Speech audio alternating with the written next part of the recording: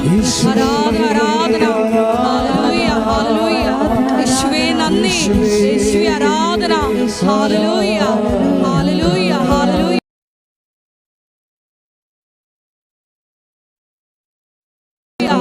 മഹത്വം, മഹത്വം, ആരാധന, ആരാധന. Hallelujah, hallelujah. യേശുവേ ആരാധന.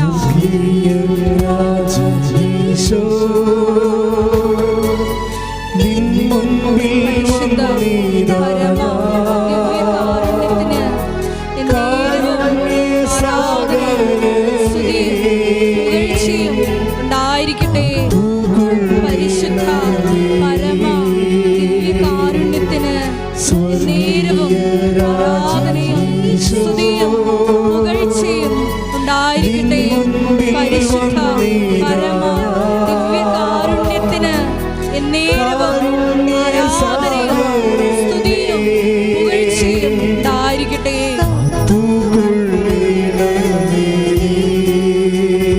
Hallelujah, hallelujah, hallelujah. യേശുവേ നന്ദി, യേശുവേ ആരാധന. ഹല്ലേലൂയ.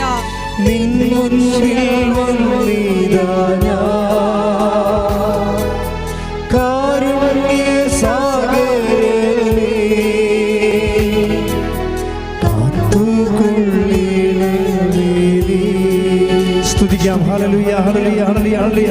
യേശുവേ ആരാധന, ആരാധന, ആരാധന. ഹല്ലേലൂയ. നമ്മുടെ വിഷയങ്ങളുടെ മേൽ കരുണയായിരിക്കണമേ നമുക്ക് പ്രാർത്ഥിക്കാം. നമ്മളെ ഇപ്പോൾ അലട്ടിക്കൊണ്ടിരിക്കുന്ന എല്ലാ ജീവിത ദുരിതങ്ങളും വാസനത്തിൽ പ്രത്യക്ഷയായ പരിശുദ്ധ അമ്മയുടെ മധ്യസ്ഥയിൽ ദിവ്യകാരുണ്യ നാഥൻ hallelujah, hallelujah, hallelujah, hallelujah, hallelujah. യേശുവേ ആരാധന, ആരാധന, ആരാധന, ആരാധന. യേശുവേ നന്ദി, യേശുവേ സ്തുതി. Hallelujah, hallelujah, hallelujah, hallelujah. യേശുവേ മഹത്വം, മഹത്വം, മഹത്വം, മഹത്വം, മഹത്വം, മഹത്വം. Hallelujah, hallelujah, hallelujah, hallelujah, hallelujah. യേശുവേ നന്ദി, യേശുവേ ആരാധന, ആരാധന, ആരാധന, ആരാധന. Hallelujah, hallelujah, hallelujah, hallelujah. ശക്തിയൊക്കെയോടും നിന്നെ സ്നേഹിച്ചിടുന്നേ, നിന്നെ നിരച്ചു വാഴും എന്നിലെഴുന്നള്ളവേ.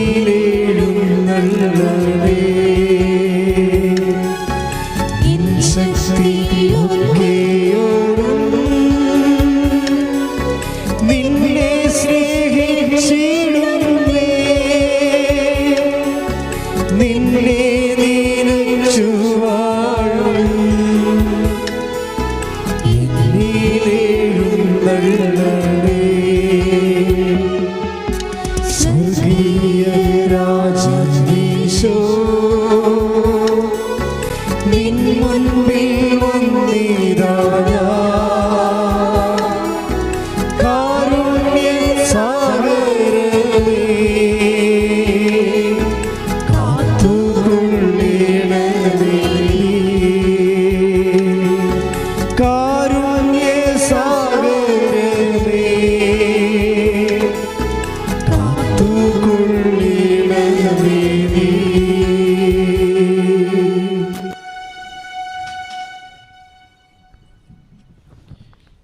പ്രതീക്ഷയുടെ മധ്യസ്ഥ പ്രാർത്ഥന നമുക്ക് ചൊല്ലാം.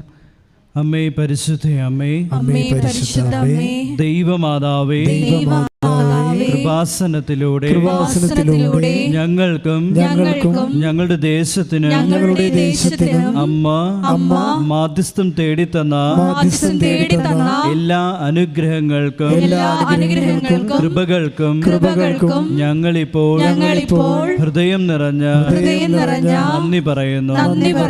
നമ്മുടെ എല്ലാ മേഖലകളെ സമർപ്പിച്ചുകൊണ്ട് നമുക്ക് സ്തുതിച്ച് ആരാധിക്കാം.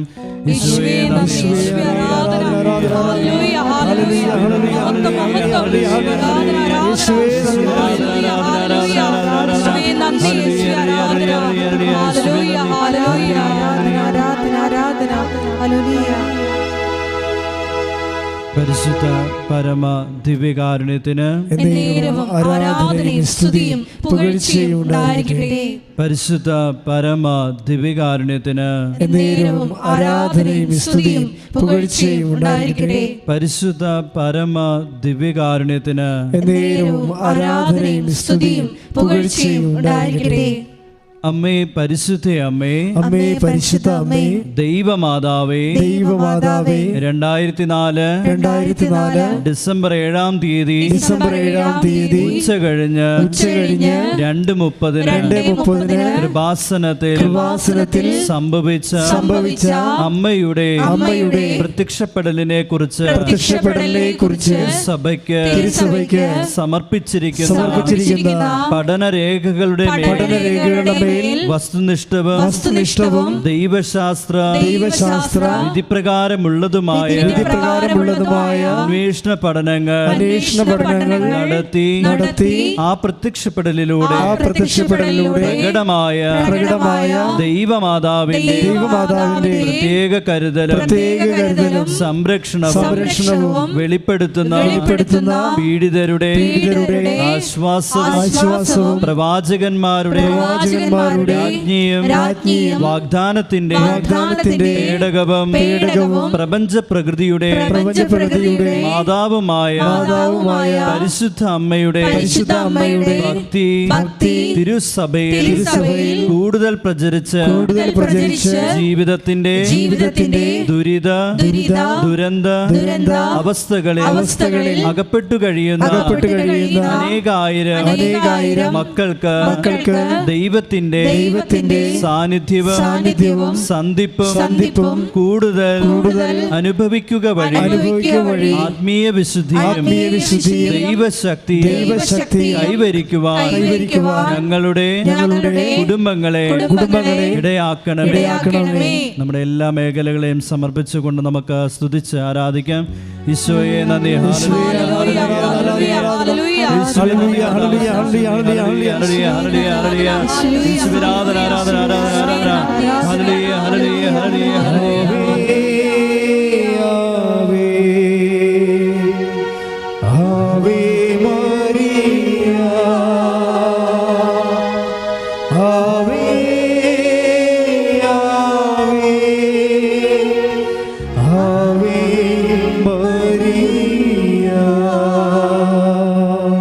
പരിശുദ്ധ പരമ ദിവ്യകാരുണ്യത്തിന് എന്നേരവും ആരാധനയും സ്തുതിയും പുകഴ്ചയും ഉണ്ടായിരിക്കട്ടെ.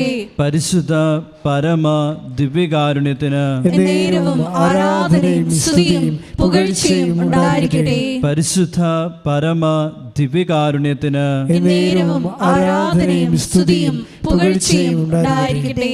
അമ്മേ പരിശുദ്ധ അമ്മേ, അമ്മേ പരിശുദ്ധ അമ്മേ, ഭൂസ്വർലോകങ്ങളുടെ രാജ്ഞിയായ അങ്ങേക്ക് ഭൗമ സംരക്ഷണത്തിനായി പ്രപഞ്ച പ്രകൃതിയെ തന്നെ തിരുസഭ പ്രതിഷ്ഠിക്കുവാൻ ഈ പ്രത്യക്ഷീകരണം വഴി ഇടയാക്കണമേ.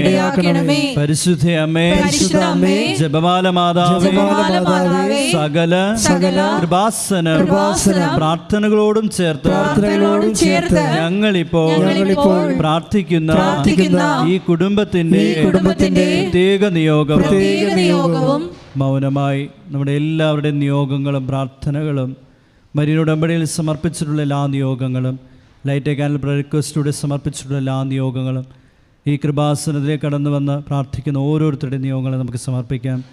ഈ കൃപാസനത്തെയും ഇതിലെ എല്ലാ ശുശ്രൂഷകരെയും ഇവിടുത്തെ എല്ലാ ഉദ്യമങ്ങളെയും എല്ലാ മേഖലകളിലും പരിശുദ്ധ അമ്മയുടെ പ്രത്യേകമായ മാധ്യസ്ഥം ഉണ്ടാകണമെന്ന് നമുക്ക് മൗനമായി പ്രാർത്ഥിക്കാം.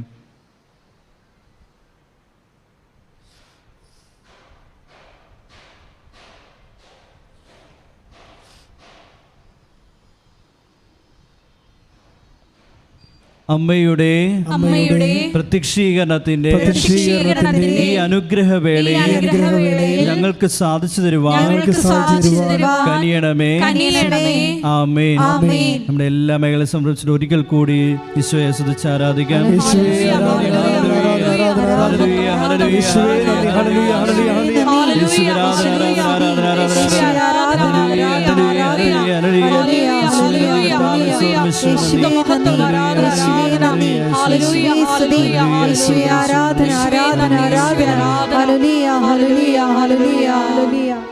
പരിശുദ്ധ പരമ ദിവ്യകാരുണ്യത്തിന് നേരവും ആരാധനയും സ്തുതിയും പുകഴ്ചയും ഉണ്ടായിരിക്കട്ടെ.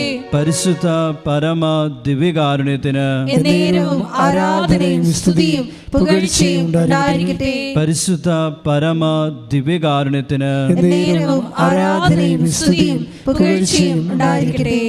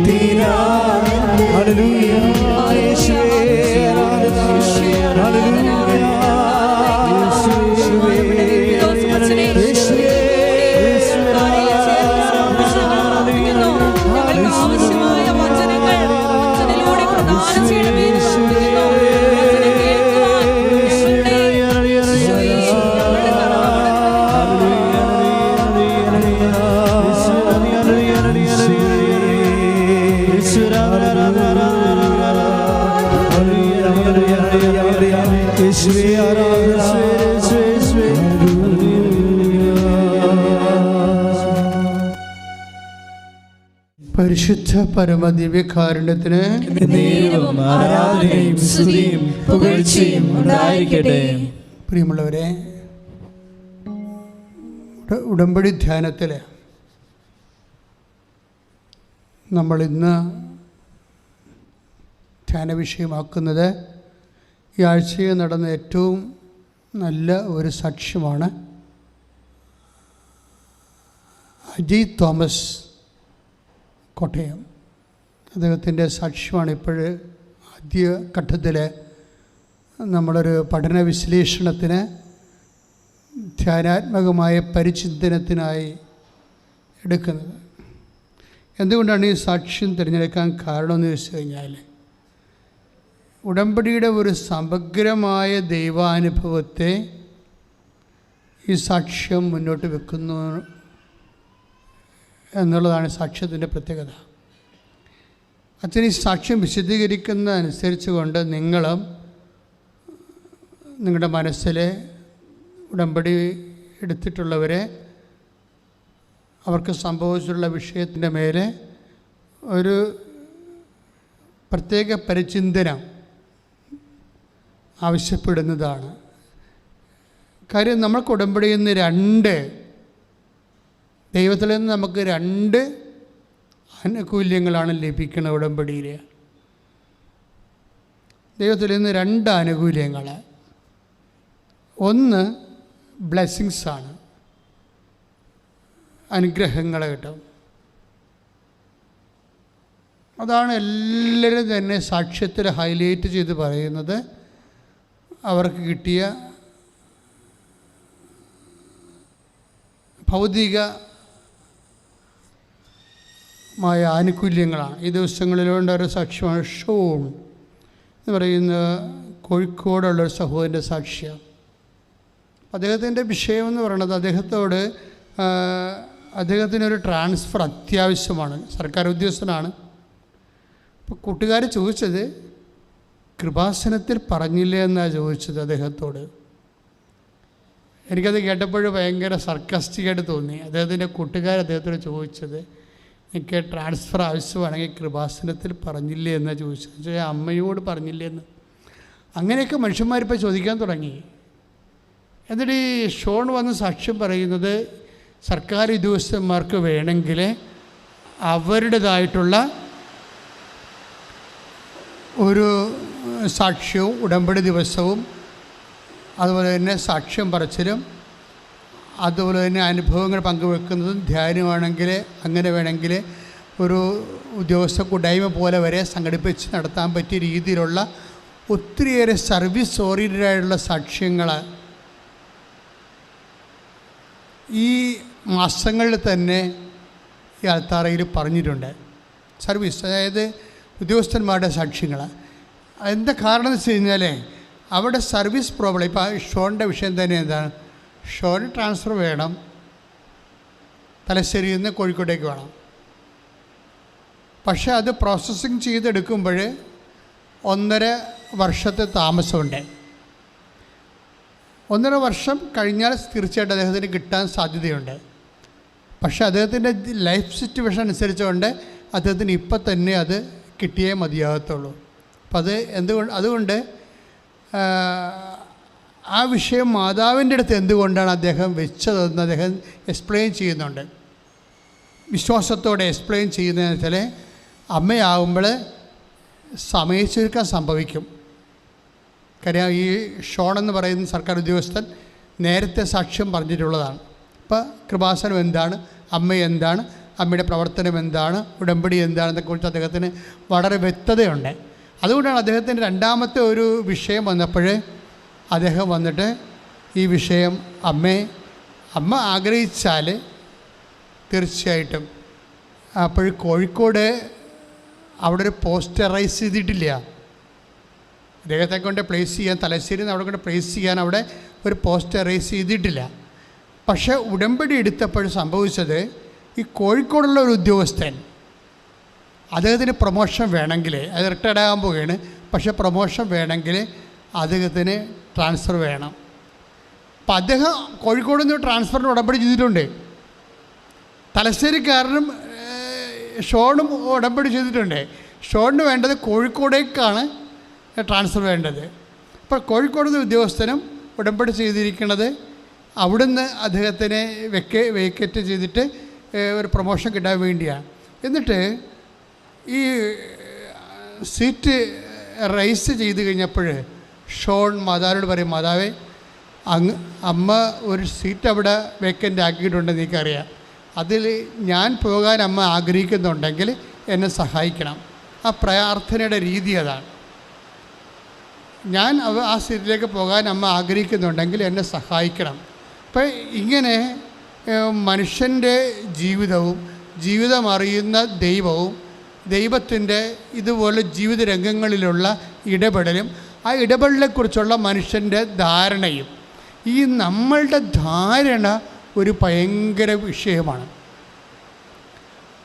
അതായത് എപ്പോഴും നമ്മൾ ആധ്യാത്മികമായിട്ട് വളരാൻ ഉദ്ദേശിക്കുന്നുണ്ടെങ്കിൽ നിങ്ങൾ നിരന്തരം ധാരണകളെ സമർപ്പിച്ച് പ്രാർത്ഥിക്കണം. ദൈവത്തെക്കുറിച്ചുള്ള ധാരണ, പിന്നെന്താണ് നമ്മളെക്കുറിച്ചുള്ള ധാരണ, നമ്മൾ ദൈവത്തിൽ ആശ്രയിക്കുമ്പോൾ ഉണ്ടാകുന്ന വിഷയങ്ങളെക്കുറിച്ചുള്ള ധാരണ, ഇങ്ങനെ എല്ലാ കാര്യങ്ങൾക്കും വ്യക്തത, ധാരണ, ഒരു ദൈവ മനുഷ്യ സംസർഗത്തിൻ്റെ, അതുപോലെ തന്നെ മുന്നോട്ടുള്ള ഒരു യാത്രയുടെ ഒരു അനിഷേധ്യമായിട്ടുള്ള ഒരു ഘടകമാണ് ധാരണ. അച്ഛനോട് ചേർന്ന് പ്രാർത്ഥിക്കുക. കർത്താവായ ദൈവമേ, കൈ നെഞ്ചത്ത് വെച്ചുകൊണ്ട് പ്രാർത്ഥിക്കുക. കർത്താവായ ദൈവമേ, എനിക്ക് നല്ല ധാരണകൾ തരണമേ. അങ്ങയെക്കുറിച്ചുള്ള ധാരണകള്, എൻ്റെ ജീവിതത്തെക്കുറിച്ചുള്ള ധാരണകള് അങ്ങയുടെ തിരുസന്നിധിയിൽ എൻ്റെ ജീവിത അവസ്ഥകള് സമർപ്പിക്കുമ്പോൾ അങ്ങ് അതിലിടപെടുന്ന രീതിയെക്കുറിച്ചുള്ള ധാരണകള് എന്നെ അഭിഷേകം ചെയ്യണമേ. ശ്രുതികട ഹല്ലേലൂയ.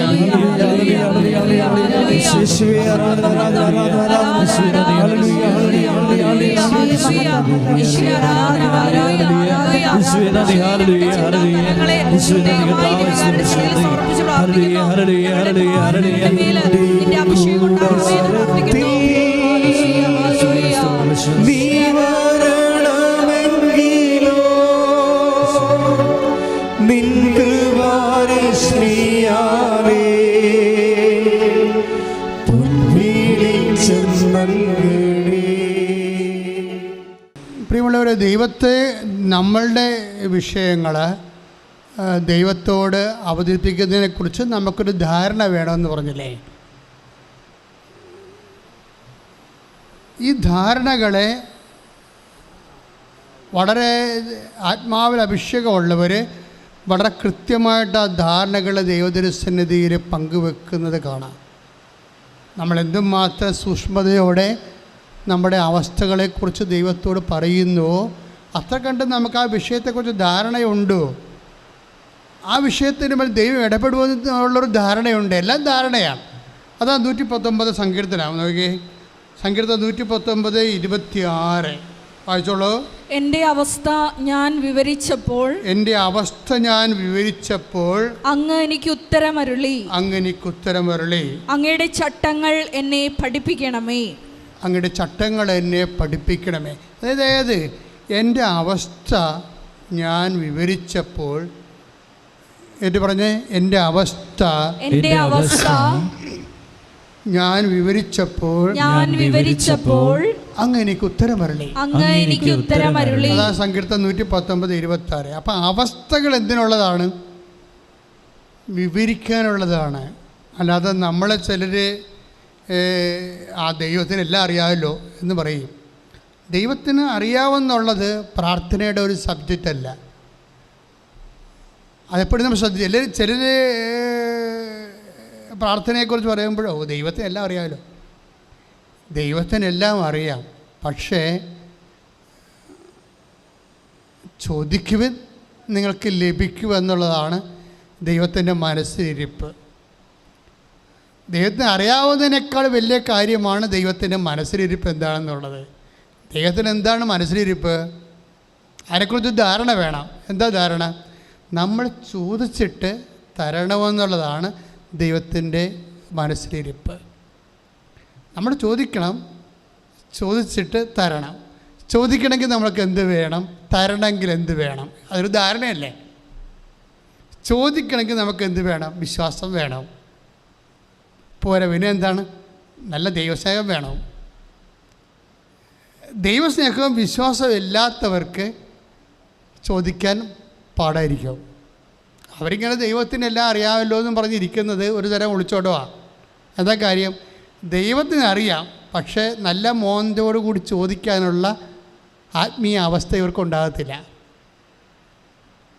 അതാണ് അവിടുത്തെ വരുന്ന വിഷയം. അതായത് നമ്മൾ ചോദിക്കണമെങ്കിൽ സ്വാഭാവികമായിട്ടും നമുക്കെന്ത് വേണം? ചളിപ്പുണ്ടാകരുത്, അല്ലേ? ചോദിച്ചാൽ കിട്ടുമോ, തരുമോ, നമ്മളവർക്കറിയാവോ? ഇപ്പം നമ്മളെ മനുഷ്യന്മാരോട് പരിചയമില്ലാത്തവരോട് നമ്മളോട് ചോദിക്കുമോ? സമയം എന്താണെന്ന് ചോദിക്കും. അത്രയും വാച്ച് ഉണ്ടെങ്കിൽ സമയം എന്താണെന്ന് ചോദിക്കും. അത്രയും ചോദിക്കുന്നത്. സാങ്കേതികമായ കുറച്ച് കാര്യങ്ങൾ ചോദിക്കും. വ്യക്തിപരമായ ഒരു കാര്യവും നമ്മൾ ചോദിക്കത്തില്ല പരിചയമുള്ള ഇല്ലാത്തവരോട്. അതൊരു ധാരണയാണ്, ഒരു ധാരണയാണ്. ഇതുപോലെ നമ്മൾക്ക് ദൈവത്തോട് ചോദിക്കണമെങ്കിൽ ഇപ്പോൾ സങ്കീർത്തനം 119:26 പറയുന്ന പോലെ എൻ്റെ അവസ്ഥകൾ പറയണമെങ്കിൽ അത്രയും ആന്തരികമായ ആത്മാർത്ഥതയും ബന്ധവും ഉണ്ടാകണം. അതാണ് ഒരു ധാരണ. ഇനി അതായത് നമുക്ക് ഉറപ്പുണ്ടാകണം. ചോദിച്ചാൽ മാത്രം പോരാ, നമ്മൾക്ക് കിട്ടുമായിരിക്കും, അല്ലേ? കിട്ടിയാൽ കൊള്ളാം, കിട്ടിയാൽ നന്നായിരുന്നു. ഇങ്ങനെയൊക്കെയുള്ള ഒരു അകന്ന അഴകുഴമ്പനായിട്ടുള്ള റിലേഷനാണ് നമുക്കുള്ളതുണ്ടെങ്കിൽ സ്വാഭാവികമായിട്ട് നിൻ്റെ ഉത്തരം ലാഗ് ചെയ്യുകയോ ആ ഉത്തരം ഡാമേജ് ചെയ്യുകയോ ചെയ്യാൻ സാധ്യതയുണ്ട്. നമ്മളെ അതായത് ദൈവത്തോടുള്ള നമ്മുടെ ഇടപെടൽ, പ്രത്യേകിച്ച് ഉടമ്പടി മുഖേനയുള്ള ഇടപെടലെന്ന് പറയുമ്പോൾ ഒരു ഉറപ്പിൻ്റെ അടിസ്ഥാനത്തിലാണത്. ഉടമ്പടി എന്ന് പറഞ്ഞാൽ ഉടമ്പടി ഒരു ഉറപ്പാണ്. നമുക്ക് ഇപ്പോൾ 1 യോഹന്നാൻ്റെ സുവിശേഷം 1 യോഹന്നാൻ 5:14 ഇതുപോലെ ഉറപ്പിനെ കുറിച്ച് പറയുന്നതാണ്. 1 യോഹന്നാൻ 5:14. ശ്രദ്ധിക്കട്ടെ. അവന്റെ ഇഷ്ടത്തിനനുസൃതമായി എന്തെങ്കിലും നാം ചോദിച്ചാൽ, കേൾക്കുക, അവന്റെ ഇഷ്ടത്തിന് അനുസൃതമായി എന്തെങ്കിലും നമ്മൾ ചോദിച്ചാൽ വായിച്ചോളൂ. അവിടുന്ന് നമ്മുടെ പ്രാർത്ഥന കേൾക്കും. അവിടുന്ന് നമ്മുടെ പ്രാർത്ഥന കേൾക്കും എന്നതാണ് നമുക്ക് അവനിലുള്ള ഉറപ്പ്. അപ്പം ഈ ഉറപ്പ് എങ്ങനെയാണത് ബൈബിളിൽ ഇവിടെ മാത്രമേ ഉള്ളൂ, ഇത്ര ഉറപ്പ്. അതായത് അവൻ്റെ ഇഷ്ടത്തിനനുസൃതമായി എന്തെങ്കിലും നമ്മൾ ചോദിച്ചാൽ നമുക്കത് ലഭിക്കുമെന്നുള്ളതാണ് നമുക്ക് അവനിലുള്ള ഉറപ്പ്. അവനിലുള്ള ഉറപ്പ് ആര്? ഈശോയിലുള്ള ഉറപ്പ്.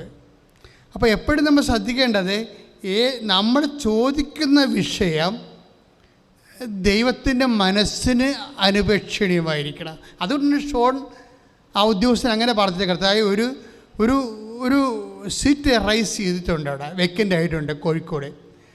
അവിടെ ഞാൻ പോയി ഇരിക്കണമെന്നാണ് അങ്ങ് ആഗ്രഹിക്കുന്നുണ്ടെങ്കിൽ എന്നെ സഹായിക്കണം. ആ പ്രാർത്ഥന അദ്ദേഹം നല്ലവണ്ണമാണ് സാക്ഷ്യപ്പെടുത്തിയിരിക്കുന്നത്. അതായത്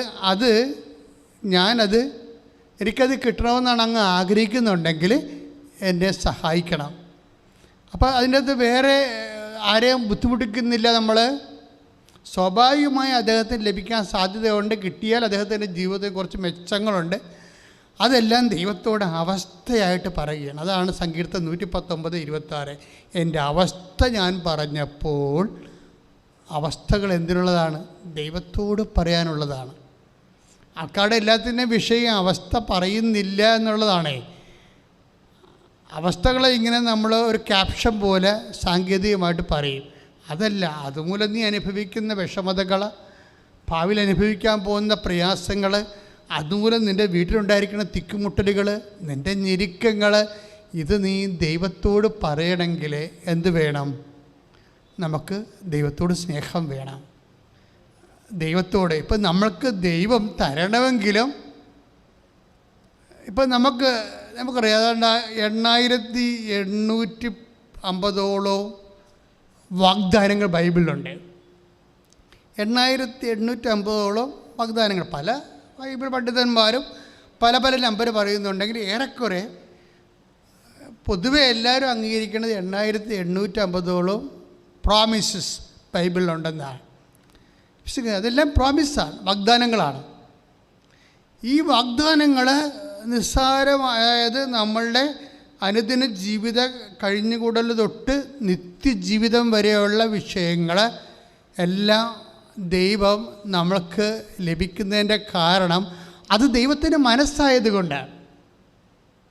ഇപ്പോൾ ചിലർ പറയുവേ, കഴിഞ്ഞ ദിവസങ്ങളിലൊരു സാക്ഷി ഇവിടെ ഉണ്ടായിരുന്നു, ഞാൻ ഉടമ്പടി എടുത്തില്ല, എനിക്ക് തോന്നി എന്തുകൊണ്ടാണ് ഉടമ്പടി എടുക്കുക. പലരും എന്നോട് പറഞ്ഞു, നീ പോയി ഉടമ്പടി എടുക്കൂ എന്ന് പറഞ്ഞിട്ട് ഞാൻ എടുത്തില്ല. ഒരു ചെറുപ്പക്കാരൻ്റെ സാക്ഷ്യമാണ്. എടുക്കാഞ്ഞതിൻ്റെ കാരണം ഇങ്ങനെ ഒരു ആവശ്യത്തിന് വേണ്ടി ഇങ്ങനെ ഒരു സംവിധാനത്തിലൂടെ പ്രാർത്ഥിക്കുന്നതിനെക്കുറിച്ച് എനിക്കൊരു ഐഡിയ ഇല്ലായിരുന്നെന്ന് എൻ്റെ അദ്ദേഹം പറഞ്ഞു. ധാരണ അപ്പം അദ്ദേഹത്തിൻ്റെ സാക്ഷി കിടക്കുന്നുണ്ട്. ഇങ്ങനെ ഒരു മനുഷ്യൻ്റെ ഒരു ആവശ്യത്തിന് വേണ്ടി ഇങ്ങനൊരു പ്രത്യേക ഉടമ്പടി പോലുള്ളൊരു സംവിധാനത്തിൻ്റെ ഉള്ളിലൂടെ പ്രാർത്ഥിക്കുന്നത് എന്നെക്കുറിച്ച് എനിക്ക് അത്രയ്ക്ക് തൃപ്തിയില്ലായിരുന്നെന്ന് അദ്ദേഹം പറഞ്ഞത്. അതുകൊണ്ടാണ് ഞാൻ ഉടമ്പടി എടുക്കാതിരുന്നതെന്നാണ് അദ്ദേഹം പറഞ്ഞത്. പിന്നീട് വേറൊരു മാർഗവും ഇല്ലെന്ന് കണ്ടപ്പോൾ അദ്ദേഹം പാലക്കാട് ഇവിടെ വന്ന് ഉടമ്പടി എടുത്തിട്ട് അമ്മ ആ വിഷയത്തിൽ ഇടപെട്ട കാര്യമാണ് അദ്ദേഹം സാക്ഷ്യപ്പെടുത്തുന്നത്. ഒരു സാക്ഷ്യം അപ്പച്ചിരിക്കുന്നത് ആ സാക്ഷ്യത്തിൽ ഒരു ചെടുത്തിയാളാണ് പറയുന്നത്. ആ സാക്ഷ്യം അവർ പറയണ ഇതാണ്, എല്ലാവരും പറഞ്ഞു ഉടമ്പടി എടുക്കാൻ പറഞ്ഞു. പക്ഷേ ഞങ്ങളുടെ സ്വർഗാരോഹണ മാതാവ് ആണ് എനിക്ക് 6 പെൺമക്കളായിരുന്നു. അപ്പോൾ ഞങ്ങളുടെ നാട്ടിലുള്ള സ്വർഗാരോഹണ മാതാവിലേക്ക് ഞാൻ അസംഷൻ മാതാവിലേക്ക് ഞാൻ പ്രാർത്ഥിച്ചപ്പോൾ എനിക്ക് ആൺകുട്ടിയെ തന്നത്. അപ്പോൾ അസംഷൻ മാതാവ് ഞങ്ങളുടെ നാട്ടിലുണ്ടല്ലോ, പിന്നെ ഞാൻ എന്തിനാണ് ആലപ്പുഴ വരെ കെട്ടിയെടുത്ത് പിടിക്കണത് എന്നാണ് ഞാൻ എൻ്റെ ആൾക്കാരോടൊക്കെ പറഞ്ഞിരുന്നത്. ധാരണ പ്രശ്നം കണ്ടില്ലേ. പക്ഷെ കുറച്ച് കഴിഞ്ഞപ്പോൾ ഇവർക്ക് മാനസാന്തരം ഉണ്ടായി. എന്താ കാര്യം? അവിടെ കാര്യങ്ങൾ നടക്കണില്ല, അതാണ് സംഭവം. അങ്ങനെ വന്നപ്പോൾ അവർ വന്ന് ഉടമ്പടി എടുത്തിട്ട് അവരുടെ വിഷയം ദൈവം നിറവേറ്റിയ കാര്യമാണ് ഇന്നവർ സാക്ഷ്യത്തെ പറഞ്ഞിരിക്കുന്നത്. അപ്പോൾ ചില ആൾക്കാർക്ക് ധാരണയുടെ കുഴപ്പമാണ്, ധാരണകളാണ്. കൃപാസനം മാതാവെന്ന് പറഞ്ഞാൽ ആ കൃപാസനം മാതാവെന്ന ആൾക്കാർ പറയണത് എന്താ പറയണത്? കാര്യം കൃപാസനത്തിൽ 2004 ഡിസംബർ 7-ാം തീയതി സമയഘടികാരം നെഞ്ചിൽ ചാർത്തി സിൽവർ ഗ്രേയിൽ പ്രത്യക്ഷപ്പെട്ട് ദുരന്തമുണ്ടാകാൻ പോണു, പ്രാർത്ഥിക്കണമെന്ന് പറഞ്ഞ മാതാവാണ് കൃപാസന മാതാവ്. അപ്പോൾ ഈ ദുരന്തം ഉണ്ടാകാൻ പോകുന്നതെന്ന് പറയുമ്പോൾ തന്നെ അതിനെ പ്രെയർ ചെയ്ത് പ്രാർത്ഥിച്ച് ദൈവതിരുസന്നിധിയിൽ സ്വകാര്യം മനുഷ്യൻ്റെ ബുദ്ധി കൊണ്ടോ കഴിവ് കൊണ്ടോ സ്വാധീനം കൊണ്ട് ശക്തി കൊണ്ട് പരിഹരിക്കാൻ പറ്റാത്ത വിഷയം ആണ് പലപ്പോഴും ദൈവം തന്നെ അമ്മ തന്നെ പ്രത്യക്ഷപ്പെട്ടിട്ട് അത് പ്രാർത്ഥിക്കണമെന്ന് പറയേണ്ടത് ദൈവികമായ വിഷയമായിട്ട് മാറ്റുന്നതിൻ്റെ കാര്യം അതാണ്. അപ്പോൾ ഇതൊക്കെ നമ്മളല്ല പറയേണ്ടത്, സഭയാണ് പറയേണ്ടത്. അതുകൊണ്ടാണ് നമ്മൾ പ്രത്യക്ഷീകരണ പ്രാർത്ഥന മുടങ്ങാതെ ചെല്ലണത്. ഉടമ്പടി പ്രാർത്ഥനയുടെ ഏറ്റവും വലിയ ആത്മാവാണ് പ്രത്യക്ഷീകരണ പ്രാർത്ഥന. കാര്യം ഉടമ്പടി തന്നത് ഒരു പ്രത്യക്ഷീകരണത്തിൻ്റെ ഭാഗമായിട്ടാണ്. അപ്പോൾ ആ അമ്മയുടെ മനസ്സിലിരിക്കുന്ന, ഞാൻ എപ്പോഴും ചിന്തിക്കുന്നൊരു വിഷയം ഇതാണ്, അമ്മ ഓളോടെ സഡൻ അങ്ങനെ ഏകപക്ഷീയമായിട്ട് തീരുമാനമെടുത്ത് കൃപാസനത്തിൽ പ്രത്യക്ഷപ്പെട്ടെന്ന് ഈശോ ദിവ്യകുർബാന ഇവിടെ ഇരിക്കുകൊണ്ട് ജീവനോടെ കിടത്ത അന്ന് ഈശോ ജീവനോടെ അൾത്താറിലുണ്ടായിരുന്ന സമയത്താണ് അമ്മ പ്രത്യക്ഷപ്പെടുന്നത്. ഞാൻ കരുതണില്ല അമ്മ ഏകപക്ഷീയമായിട്ട് എടുത്ത ഒരു തീരുമാനമാണെന്ന്. അങ്ങനെ എടുക്കാൻ പറ്റത്തില്ല. ഈശോ അറിഞ്ഞാണ് അമ്മ പ്രത്യക്ഷപ്പെട്ടത്. എങ്കിലും പരപിതാവ് അറിഞ്ഞാണ് പ്രത്യക്ഷപ്പെട്ടത്. എങ്കിൽ പരിശുദ്ധാത്മാവ് പറഞ്ഞു, തെറ്റൊക്കെ ദൈവം പറഞ്ഞാണ് പരിശുദ്ധാത്മ കൃപാസനത്തിലെ ആൾത്തറയിലെ ആരാധന മധ്യേ പ്രത്യക്ഷപ്പെട്ട് ദുരന്തമുണ്ടാകാൻ പോകണം പ്രാർത്ഥിക്കണമെന്ന് പറഞ്ഞെങ്കിൽ അത്രയും പ്രധാനപ്പെട്ടൊരു വിഷയത്തെക്കുറിച്ച് അതൊരു മനുഷ്യരാശിയെ മുഴുവനും ബാധിക്കുന്നൊരു വിഷയമായത് കാരണം അത് പറയേണ്ടത് സഭയല്ലേ. സഭ ആ വിഷയം ഏറ്റെടുത്ത് പഠിക്കാനും അതിലുള്ള ദൈവ മനസ്സെന്താണ് വെളിപ്പെടുത്താനുമാണ് നമ്മൾ പ്രത്യക്ഷീകരണ പ്രാർത്ഥന ചൊല്ലണത്. ഒരു ദിവസം രാവിലെ യൂട്യൂബിൽ നോക്കുമ്പോൾ എങ്ങനെയായാലും 17,000 പേരാണ് പ്രത്യക്ഷീകരണ പ്രാർത്ഥന ചൊല്ലണത്. അത് കാര്യത്തിൻ്റെ ഭാഗമാണ് പ്രത്യക്ഷീകരണ പ്രാർത്ഥന. ചില ആൾക്കാർ എവിടെ പോകുമ്പോഴും പ്രത്യക്ഷീകരണ പ്രാർത്ഥന ചൊല്ലിക്കൊണ്ടാണ് പോണത്. കാര്യം അവർക്ക് അതിനെക്കുറിച്ച് വ്യക്തമായ ധാരണയുണ്ട്. എന്താണ് ഉടമ്പടി, ഉടമ്പടിയിലേക്ക് എങ്ങനെ പ്രത്യക്ഷീകരണ പ്രാർത്ഥന നയിക്കുന്നത്, ആ പ്രത്യക്ഷീകരണ പ്രാർത്ഥനയിലൂടെ ദൈവത്തിൻ്റെ മനസ്സ് എങ്ങനെയാണ് വെളിപ്പെടുന്നത്, എല്ലാത്തിനെക്കുറിച്ച് വ്യക്തമായ എഡ്യൂക്കേഷൻ. ഉടമ്പടി ധ്യാനം എന്ന് പറയുമ്പോൾ ഉടമ്പടിയെക്കുറിച്ച് വ്യക്തതയുണ്ടാണ് നമുക്ക്. കാര്യം ദൈവം 19,000-ഓളം വാഗ്ദാനങ്ങളാണ് മനുഷ്യന് കൊടുത്തിരിക്കുന്നത്. അതിലേറ്റവും നല്ല വാഗ്ദാനം എന്ന് പറയുന്നത് ഇപ്പം നമ്മുടെ എല്ലാ അനുഗ്രഹങ്ങളുടെയും ഒരു അടിസ്ഥാനം എന്താ? നമ്മൾ ഓരോ ഭൗതികമായ കാര്യങ്ങൾ ദൈവത്തോട് ചോദിച്ചു വാങ്ങിച്ചു, അങ്ങനെ ഉപയോഗിച്ചു, നമ്മൾ പിന്നീട് മരിച്ചു പോകണം. നമുക്ക് ഇങ്ങനെ ചോദിക്കാനുള്ള കാരണങ്ങൾ എന്താ? അതാണ് അവൻ്റെ മനസ്സിന്. ഇപ്പോൾ 1 യോഹന്നാൻ 5:14 എന്താണ്? അവൻ്റെ മനസ്സിന് അനുപേക്ഷണീയമായ ഒരു കാര്യമാണ് നമ്മൾ ചോദിക്കണമെങ്കിൽ തീർച്ചയായിട്ടും അത് നമുക്ക് ലഭിക്കുമെന്നുള്ളതാണ് നമുക്ക് അവനിലുള്ള ഉറപ്പ്. ഈ ഉറപ്പിൻ്റെ അടിസ്ഥാനത്തിലാണ്, ഉറപ്പെല്ലാം എവിടെ നിന്ന് വരണതാണ്? വാഗ്ദാനങ്ങളിൽ നിന്നാണ് ഉറപ്പ് വരണത്. നമുക്ക് ഈ ഉറപ്പ് വരണത് എവിടെ നിന്നാണ്? വാഗ്ദാനങ്ങളിലാണ്. വാഗ്ദാനങ്ങൾ എങ്ങനെ പ്രാപിക്കണത്? ഉടമ്പടിയിലൂടെയാണ്. സിമ്പിളല്ലേ? വാഗ്ദാനങ്ങൾ ഒരു മനുഷ്യൻ പ്രാപിക്കണത് എങ്ങനെയാണ്? ഉടമ്പടിയിലൂടെയാണ്. പല അനുഗ്രഹങ്ങളും ഉടമ്പടി ഇല്ലാതെ പ്രാർത്ഥിച്ചിട്ട് എന്തുകൊണ്ട് ലാഗ് ചെയ്യുകയോ അനുഭവിക്കാൻ യോഗ്യതയില്ലാതെ പോകുന്നത് ചെയ്യണത് സാധാരണ അത് സിംഗിൾ പ്രയറിൻ്റെ സബ്ജക്റ്റായിട്ട് മാറ്റിയിട്ടാണ്. നിൻ്റെ പ്രാർത്ഥനാ വിഷയം അതിൽ നീയുണ്ടോ ദൈവം ഉണ്ടെങ്കിൽ അത് മിക്കവാറും ഉടമ്പടിയിലേ അവസാനിക്കത്തുള്ളൂ. നിൻ്റെ പ്രാർത്ഥനാ സബ്ജക്റ്റ് അതിൽ കക്ഷികളായിട്ട് നീയുണ്ടോ, അതിൻ്റെ എതിർവശത്ത് ദൈവമുണ്ടോ എങ്കിൽ എപ്സഫാത്തോ ദാറ്റ്സ് എ കവനൻറ്റ്. അത് ഉടമ്പടിയാണല്ലോ. അത് ഉടമ്പടിയാണെന്ന് അറിയാത്തത് കൊണ്ടാണ് നീ പ്രാർത്ഥിക്കുകയും ചെയ്യും, കള്ളു കുടിക്കുകയും ചെയ്യും, പ്രാർത്ഥിക്കുകയും ചെയ്യും, നാട്ടുകാരെ പറ്റുകയും ചെയ്യും, പ്രാർത്ഥിക്കുകയും ചെയ്യും, വ്യഭിചരിക്കുകയും ചെയ്യും. അതെന്താ കാര്യം? ഇത് ഉടമ്പടിയാണെന്ന് അറിയാൻ പാടില്ലാത്തവരെ പ്രാർത്ഥനയെ ദുർവിനിയോഗിക്കുന്നതാണ്. കാര്യം എപ്പോഴും നമ്മൾ ദൈവത്തോട് ബന്ധപ്പെടുകയാണെങ്കിൽ സ്വാഭാവികമായിട്ട് വചനം എന്ത് പറയും? നിനക്ക് ലഭിക്കണമെങ്കിൽ 1 യോഹന്നാൻ 5:14 ഒന്ന്, നിൻ്റെ ആഗ്രഹങ്ങൾ എന്താണ്? നിൻ്റെ ആവശ്യങ്ങൾ അവൻ്റെ മനസ്സിന് അനുപേക്ഷണം. ഒന്ന് വായിച്ച വചനങ്ങൾ അവന്റെ ഇഷ്ടത്തിനനുസൃതമായി എന്തെങ്കിലും നാം ചോദിച്ചാൽ അവിടുന്ന് നമ്മുടെ പ്രാർത്ഥന കേൾക്കും എന്നതാണ് നമുക്ക് അവനിലുള്ള ഉറപ്പ്. അപ്പം പ്രാർത്ഥന കേൾക്കുമെന്നുള്ളത് നമുക്ക് ആരിലുള്ള ഉറപ്പാണ്? യേശുവിലുള്ള ഉറപ്പാണ്. കാര്യം എന്താണ്? യേശുവിലുള്ള ഉറപ്പാണ്. കാര്യം യേശു തന്നെ യോഹന്നാന്റെ സുവിശേഷം 14:14 സ്തുതിക്കട്ടെ ഹല്ലേലൂയ.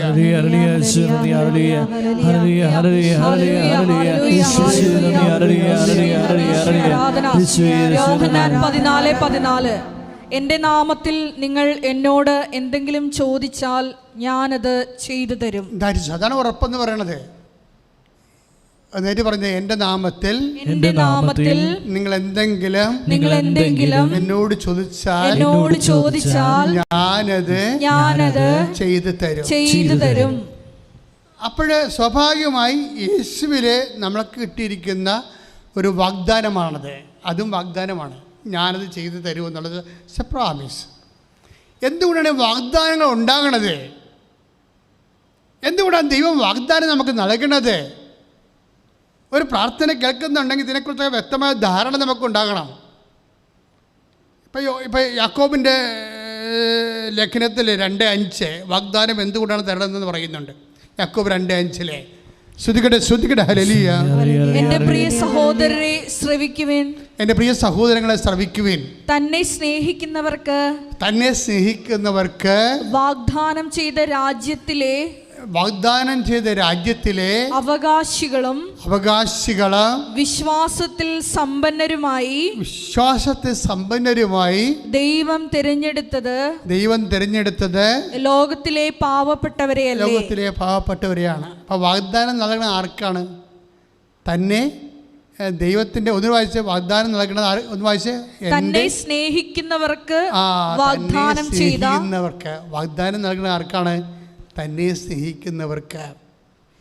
അപ്പോൾ ദൈവത്തെ സ്നേഹിക്കുന്നവർക്കുള്ള സമ്മാനമാണ് വാഗ്ദാനമായിട്ട് ദൈവം നൽകുന്നത്. 8850 വാഗ്ദാനങ്ങൾ ദൈവം തന്നിട്ടുണ്ട് 4000 കൊല്ലത്തിനുള്ളിലേ. അതിലേറ്റവും വലിയ പ്രോമിസ് പരിശുദ്ധാത്മാവ് നൽകിയാണ്, അത് സംശയമില്ല. കാരണം വെച്ച് കഴിഞ്ഞാൽ അതിന് ഏറ്റവും വലിയ പ്രോമിസ് എന്ന് പറയുന്നത് വാഗ്ദാനം പരിശുദ്ധാത്മാവാണ്.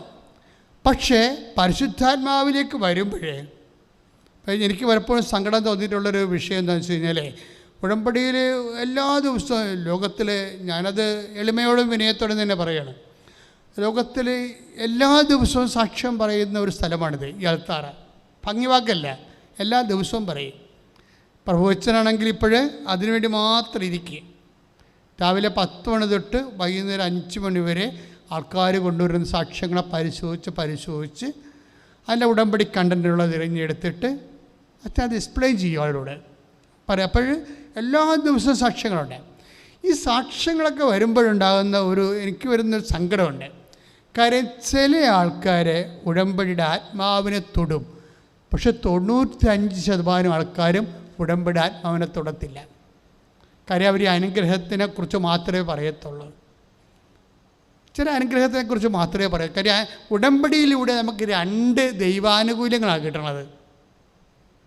വാഗ്ദാനങ്ങളിലൂടെ 2 ദൈവാനുകൂല്യങ്ങളാണ് കിട്ടണത്. എന്താണ്? ഒന്ന് അനുഗ്രഹം, ദാറ്റ് മീൻസ് ഫിസിക്കൽ ഫേവേഴ്സ്, ഭൗതിക ആനുകൂല്യങ്ങൾ. അത് ജോലിയാകാം, വീടാകാം, വിവാഹമാകാം. കഴിഞ്ഞ ദിവസങ്ങളിലെ രമണി എന്നും പറഞ്ഞ സഹോദരി അടിപൊളി സാക്ഷിയാണ്. രമണിയുടെ സാക്ഷ്യം എന്ന് വെച്ച് കഴിഞ്ഞാൽ ഇടുക്കി കരുതിയാണ് നല്ല സാക്ഷ്യം. 10-30,000 പേരെ സാക്ഷ്യം കണ്ടു. അവരുടെ സാക്ഷ്യം എന്ന് പറയുന്നത് അവർ അക്രൈസ്തവ സഹോദരിയാണ്. പക്ഷേ അവരുടെ ആ എക്സിക്യൂഷൻ ഭയങ്കരമാണ്. അവരുടെ പ്രശ്നം വെച്ച് കഴിഞ്ഞാൽ അവർക്ക് വഴിയില്ല, വർഷങ്ങളായിട്ട് വഴിയില്ല. അവർ പല വീടുകളുടെയും വാതിൽക്കൽ കൂടിയാണ് അവരുടെ വീട്ടിലോട്ട് പോണത്. പക്ഷേ ആ വീട്ടുകാർ ഒക്കെ ഇവരോട് താല്പര്യമുള്ളത് കൊണ്ട് അവർ നടക്കാൻ അനുവദിക്കും, ചിലർ വണ്ടി കൊണ്ടുപോകാനും അനുവദിക്കും. പക്ഷേ ഇപ്പോൾ ഒരു പ്രശ്നം അവർക്കുണ്ടായി. എന്താ പ്രശ്നം വെച്ച് കഴിഞ്ഞാൽ, അവർ വീട് വെച്ചപ്പോൾ കടമായിപ്പോയി, ലോൺ എടുത്തപ്പോഴേ കടമായിപ്പോയി. ലോൺ തിരിച്ചടക്കാൻ പറ്റാതെ വരികയോ അങ്ങനെ വീട് വിൽക്കേണ്ട ഒരവസ്ഥ വന്ന്. പക്ഷെ ഈ വഴിയില്ലാത്ത വീടാണത്. വഴിയില്ലാത്ത വീട് എങ്ങനെ വിൽക്കാൻ പറ്റും? മറ്റുള്ളവരുടെ ഔദാര്യം കൊണ്ടാണ് ഈ ആ വീട് കെട്ടിപ്പൊക്കാണ്ട് കട്ടയും കല്ലും മണ്ണും സിമൻറ്റും ചരലും കമ്പിയും ഒക്കെ വലിച്ചുകൊണ്ട് പോകുന്നതെങ്കിലും വീട് വെച്ചെങ്കിലും വഴിയില്ലാത്ത വീടാണ്. അല്ല, രമണി അത് നന്നായിട്ട് പറയുന്നുണ്ട് കേട്ടോ. എന്നുവെച്ചാൽ വഴിയില്ലാതെ മാത്രമല്ല, പ്രമാണത്തെ പോലും വഴിയില്ല. അതാണ് ഏറ്റവും വലിയ സംഭവം. പ്രമാണത്തെ വഴിയില്ലാത്തൊക്കെ അവസ്ഥ വന്നു കഴിഞ്ഞാൽ വിൽക്കാനും പറ്റുകയില്ല, കൊടുക്കാനും പറ്റത്തില്ല, നടക്കാനും പറ്റത്തില്ല, ജീവിക്കാനും പറ്റത്തില്ല, ആകപ്പാട് പ്രശ്നം.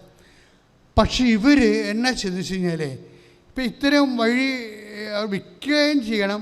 പക്ഷേ ഇനി വിൽക്കണം എന്ന് പറഞ്ഞാൽ ആൾക്കാരെന്താ ചെയ്യാൻ പോണത്? അടുത്തുള്ളവർ വഴിയില്ലാത്തതായ കാരണം നക്കാപ്പൈസ കൊടുത്തിട്ട് അത് വാങ്ങിക്കാൻ നോക്കും.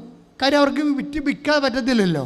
അപ്പോൾ അതുകൊണ്ട് അത് ചൂഷണം ചെയ്യും. അവരുടെ ഒരു അക്കടി വീണ് കിടക്കുന്ന ഒരവസ്ഥയെ മാക്സിമം ചൂഷണം ചെയ്തിട്ട് മനുഷ്യത്വം ഇല്ലാതെ അത് പെട്ടവരൊക്കെ അത് ചക്കരക്കാശിന് അത് വാങ്ങിക്കുകയുള്ള ആൾക്കാർ ചെയ്യുന്നത്.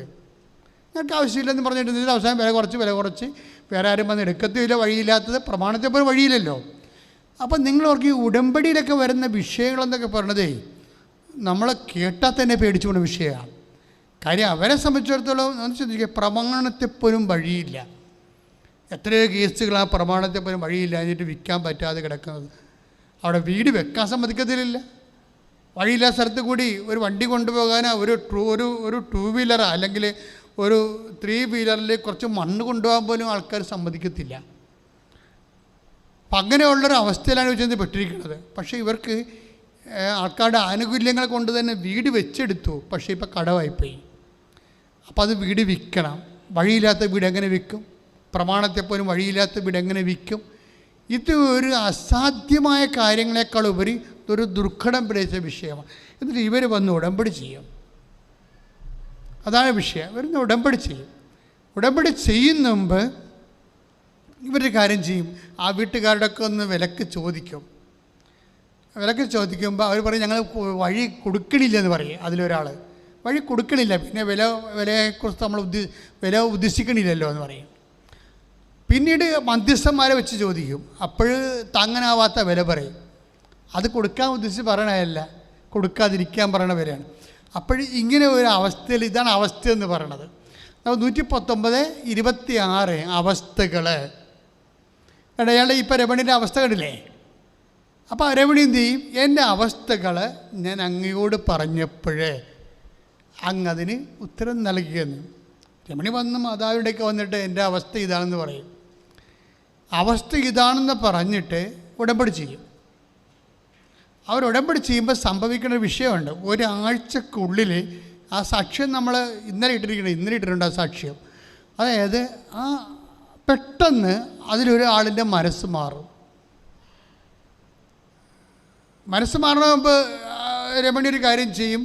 ഉടമ്പടി ഉപ്പ് കൊണ്ടുപോയി ആ വഴികളിലെല്ലാം വിശ്വാസപ്രമാണം തൂളും. അപ്പോൾ അങ്ങനെ ചെയ്യും. എന്നിട്ട് അതൊക്കെ പരസ്യമായിട്ട് പറയുകയും ചെയ്യും, ഒരു കുഴപ്പമില്ല. എന്നിട്ട് കഴിഞ്ഞാൽ ആ വഴി മുഴുവനും കർത്താവിൻ്റെ തിരുസന്നിധിയിൽ ഏൽപ്പിക്കുകയാണ്.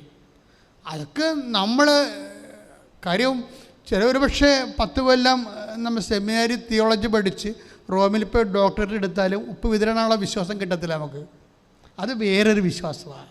ഹൃദയശുദ്ധിയുള്ളവർ ദൈവത്തെ കാണുന്ന വേറൊരു തലക്കനമുള്ള ആൾക്കാർ ജന്മത്തെ ദൈവത്തെ കാണത്തില്ല. കാര്യം അവരെന്നാ ചെയ്യണമെന്ന് വെച്ച് കഴിഞ്ഞാൽ അവരിത് കൊണ്ടുപോയി പലരുടെയും ദുരന്തം എന്ന് പറയണത് ദൈവത്തെക്കുറിച്ച് അമിതമായി പഠിച്ചു പോയതാണ് ഏറ്റവും കൂടുതൽ ആത്മീയ ദുരന്തം എന്ന് പറയണത്. എന്താ വെച്ചാൽ ഇതൊന്നും ഈ സിമ്പിളായിട്ടുള്ള മനുഷ്യന്മാർ ചെയ്തുകൊണ്ട് പോകുന്ന കാര്യങ്ങൾ അവർക്ക് മനസ്സിലാവത്തില്ല. ഇവർ സിമ്പിളായിട്ട് ചെയ്തത് എന്താ അറിയാമോ? അവർ ആ വഴി യേശു കർത്താവാണെന്ന് ഹൃദയത്തിൽ വിശ്വസിച്ചു.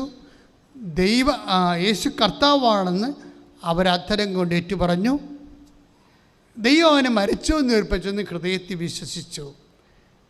അപ്പോഴും നമുക്കെതിരെ നിൽക്കുന്ന പ്രതിലോമ ശക്തികളെ മുകളിൽ ക്രിസ്തുവിനെ പ്രഖ്യാപിക്കുമ്പോഴാണ് നമ്മൾ അതിൻ്റെ അടയാളമായിട്ടാണ് ഉപ്പ് വിതരണമൊക്കെ. പള്ളിയിൽ നിന്ന് വെഞ്ചരിച്ചൊക്കെ തരുന്നില്ലേ? സാധാരണ വെഞ്ചരിച്ച് കൊണ്ട് ജനറൽ ബ്ലെസ്സിങ് ഉണ്ട്, കൃപാസനത്തിൽ ഉള്ളതുപോലെ പർട്ടിക്കുലർ ബ്ലെസ്സിങ് ഉണ്ട്. ഓരോ വിഷയങ്ങൾക്കും വ്യത്യസ്തങ്ങളായ ബ്ലെസ്സിങ്സ് ഉണ്ട്. പക്ഷേ ഈ ബ്ലെസ്സിങ്സ് കിട്ടിയ ബ്ലെസ് ചെയ്തിരിക്കുന്ന വിഷയങ്ങൾ അത് കൈപ്പറ്റുന്ന ആൾക്കാർ അതേ പവറിൽ കൊണ്ടുപോയാണത് ഇംപ്ലിമെൻറ്റ് ചെയ്യേണ്ടത്. അവരും ഇതുപോലെ, അതാണ് രമണി പറഞ്ഞത്, ഞാൻ വിശ്വാസ പ്രമാണം പഠിച്ചു, ആണ് ഉപ്പ് വഴികളിൽ കൊണ്ട് വിതറിയപ്പോൾ അവിടെ യേശു കർത്താവായില്ലേ, ബാക്കി ഉണ്ടാകുന്ന എല്ലാ ശക്തികളും അപ്പം നിർവീര്യമാകും. ഇപ്പം ഈ മനുഷ്യൻ്റെ മനസ്സ് മാറിയിട്ട് അവിടുത്തെ നിങ്ങൾക്ക് ഞാൻ വഴി തരാമെന്ന് പറയും. അതെങ്ങനെ 11 അടി വഴിയുള്ള 10 സെൻറ്റ് വഴിയാണ് കൊടുക്കണത്. 10 സെൻറ്റ് വഴി ഒന്ന് ചിന്തിച്ച് നോക്കിയേ. ഒരു പക്ഷേ ഈ ആഴ്ചത്തെ ഏറ്റവും ടോപ്പ് സാക്ഷ്യവതം 10 സെൻറ്റ് വഴി. ഇത്രയോ വർഷം പ്രമാണത്തിപ്പോലും വഴിയില്ലാതെ കിടന്ന ഒരു സഹോദരിക്ക് 10 സെൻറ്റ് വഴി ചുരുങ്ങിയ, അവർ വേണ്ടത് എനിക്കത് വിശ്വസിക്കാൻ പറ്റിയിരുന്നതാണ്.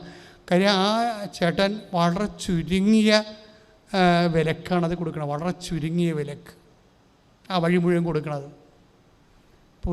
ഇപ്പം നടക്കാത്ത കാര്യമില്ല, പക്ഷെ നടത്തേണ്ടതുപോലെ നടത്താനുള്ള ആംബിയർ നമുക്ക് വേണം.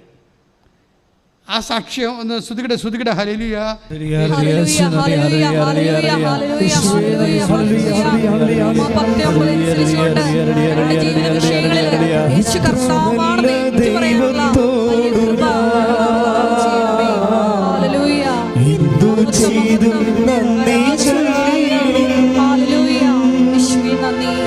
എന്റെ കൊച്ചു ജീവിതത്തെ നിന്റെ മുൻപിൽ കാഴ്ചയില്ല. ഇത്ര നല്ല ദൈവത്തോടു ഞാൻ എന്തു ചെയ്തു നന്ദി ചൊല്ലിടും. എന്റെ കൊച്ചു ജീവിതത്തെ നിന്റെ മുൻപിൽ കാഴ്ചയില്ല. പരിശുദ്ധ പരമദിവ്യകാരുണ്യത്തിന് ആരാധനയും സ്തുതിയും പുകഴ്ചയും ഉണ്ടായിരിക്കട്ടെ. പരിശുദ്ധ പരമദിവ്യകാരുണ്യത്തിന് ആരാധനയും സ്തുതിയും പുകഴ്ചയും ഉണ്ടായിരിക്കട്ടെ. രമണി ബാബു എന്ന ചേച്ചിയുടെ യഥാർത്ഥ പേര്. ഇത് ഞാൻ ഇങ്ങനെ പറഞ്ഞതെന്ന് വെച്ച് കഴിഞ്ഞാൽ എത്ര സിമ്പിളായിട്ടാണ് വളരെ കോംപ്ലിക്കേറ്റഡ് ആയിട്ടുള്ള വിഷയങ്ങൾ മനുഷ്യന്മാർ മാതാവിൻ്റെ മധ്യസ്ഥതയിൽ ചെയ്യണത്. കാര്യം എന്താണ്? ഇതെല്ലാം പ്രോമിസിലുള്ളതാണ്, ഇതെല്ലാം വാഗ്ദാനങ്ങളിലുള്ളതാണ്. നമ്മൾ യാക്കോബ് 2:5 വായിച്ചതുപോലെ ദൈവം നമ്മളെ സ്നേഹിക്കുന്ന കൊണ്ടാണ് ഈ വിഷയത്തിലെല്ലാം വാഗ്ദാനങ്ങൾ നൽകിയിരിക്കുന്നത്. ഇനി നമ്മുടെ മുമ്പിലുള്ള ഒരു ഹോംവർക്ക് എന്താ? വാഗ്ദാനങ്ങളെ നമ്മൾ പ്രാപിക്കണം. അതാണ് നമ്മുടെ മുമ്പിലുള്ള ഹോംവർക്ക്. ഈ വാഗ്ദാനങ്ങളെ പ്രാപിക്കാനാണ് ഉടമ്പടിയുടെ സ്പേസ്. അതായത് ഈ വാഗ്ദാനങ്ങളെ പ്രാപിക്കാൻ നമുക്ക് വിശ്വസിക്കാം, ദൈവത്തെ സ്നേഹിക്കാം. വിശ്വാസം, സ്നേഹം, പോരായ്മ, പ്രത്യാശ. ഇപ്പം ഹെബ്രായ ലേഖനം 10:23 ശ്രുതികട ഹല്ലേലൂയ.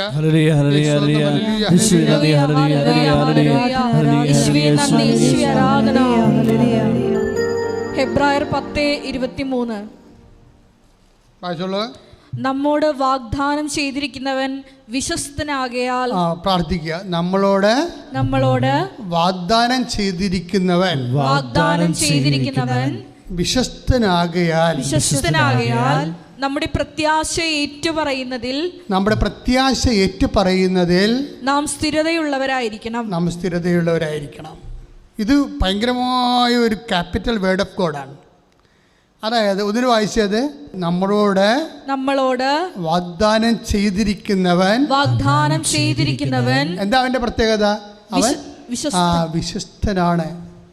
അതാണ് ഉറപ്പെന്ന് പറഞ്ഞില്ലേ. ഇപ്പം 1 യോഹന്നാൻ 5:14 നമ്മൾ വായിച്ചില്ലേ? എന്താണ്? അവൻ്റെ നാമത്തിൽ നമ്മൾ ചോദിച്ചാൽ നമ്മൾക്കത് ലഭിക്കുമെന്നുള്ളതാണ് അവനിലുള്ള നമ്മുടെ ഉറപ്പ്. ഈ ഉറപ്പ് എന്തിൻ്റെ അടിസ്ഥാനത്തിലാണ്? നമുക്ക് ദൈവത്തിൽ ഉറപ്പുണ്ട്. എന്തിൻ്റെ അടിസ്ഥാനമാണത്? അത് വിശ്വസ്തതയുള്ളത് കൊണ്ടാണ്. ദൈവത്തിന് വിശ്വസ്തതയാണ് നമ്മുടെ ഉറപ്പ്. അതാണ് ഹെബ്രായർ 10:23 പറയണത്. ഒന്നൊരു വായിച്ചല്ലോ. നമ്മോട് വാഗ്ദാനം ചെയ്തിരിക്കുന്നവൻ വിശ്വസ്തനാകയാൽ നമ്മുടെ പ്രത്യാശ ഏറ്റുപറയുന്നതിൽ നാം സ്ഥിരതയുള്ളവരായിരിക്കണം. ഇപ്പം ഈ ഉപ്പ് കൊണ്ടുപോയി ആ കിട്ടാത്ത വഴി, പ്രമാണത്തിൽ പോലും ഇല്ലാത്ത വഴികളിൽ കൊണ്ട് തളിച്ചെന്ന് പറഞ്ഞാൽ എന്താണ്? പ്രത്യാശ ഏറ്റുപറച്ചിലാണ്. അതാണ് നമ്മുടെ പ്രത്യാശ ഏറ്റുപറയുകയാണ്. അല്ല നിങ്ങളോർക്കും ഇത് കണിയാനും കൂടത്തിറപ്പാനും ചെയ്യണ പോലുള്ള പരിപാടിയാണല്ലോ. അങ്ങനെയല്ല. കൃപാസനത്തിൽ എന്തെങ്കിലും പറഞ്ഞു കൊടുത്താൽ അതിന് ബിബ്ലിക്കലായിട്ടുള്ള ഒരു കൊണോട്ടേഷൻ ഉണ്ടാവും, ഒരു ബിബ്ലിക്കൽ ഹിസ്റ്ററി ഉണ്ടാവും, ബിബ്ലിക്കൽ ഇംപ്ലിമെൻറ്റേഷൻ പെൻത്തേഡ് ഉണ്ടാവും, എല്ലാ സാധനവും ഉണ്ടാവും. ഇതെന്താണ്? ഹെബ്രായർ 10:23 കാര്യം നമ്മോട് വാഗ്ദാനം ചെയ്തിരിക്കുന്നവൻ വിശ്വസ്തനായിരിക്കയാൽ, വായിച്ചോളൂ, നമ്മുടെ പ്രത്യാശ ഏറ്റുപറയുന്നതിൽ നാം സ്ഥിരതയുള്ളവരായിരിക്കണം. അപ്പം നമ്മുടെ പ്രത്യാശ നമ്മൾ ഏറ്റുപറയുകയാണ്. ഏറ്റുപറയുന്ന വിധം ചിലർ ഉപ്പ് വെഞ്ചരിച്ച് ആ സ്ഥലത്തിടും, കർത്താവിന് വേണ്ടി സമർപ്പിക്കും. അത് ഏറ്റുപറച്ചിലാണ്. ചില ആൾക്കാർ കുരിശു രൂപം അല്ലെങ്കിൽ കുഞ്ഞു കാശ് രൂപം വിശ്വപ്രമാണം ചൊല്ലി ആ സ്ഥലത്ത് കൊണ്ട് സ്ഥാപിക്കും. അത് ഏറ്റുപറച്ചിലാണ്. ഇതെല്ലാം സംഭവിക്കുന്നത് എന്താണ്? പ്രത്യാശ ഏറ്റുപറയുകയാണ്. നമുക്കുള്ള പ്രത്യാശ നമ്മൾ ഏറ്റുപറയുകയാണ്. അത് ഏറ്റുപറയുന്നതിന് പറയുമ്പോൾ നമുക്കറിയാമല്ല, ഏറ്റുപറയുകയും ചെയ്യും, പറയുന്നതിന് പകരം പറയുന്നതിൻ്റെ ഭാഗമായിട്ട് നമ്മൾ ചെയ്യുകയും ചെയ്യും. ചില കാര്യങ്ങൾ നമ്മൾ ചെയ്യും.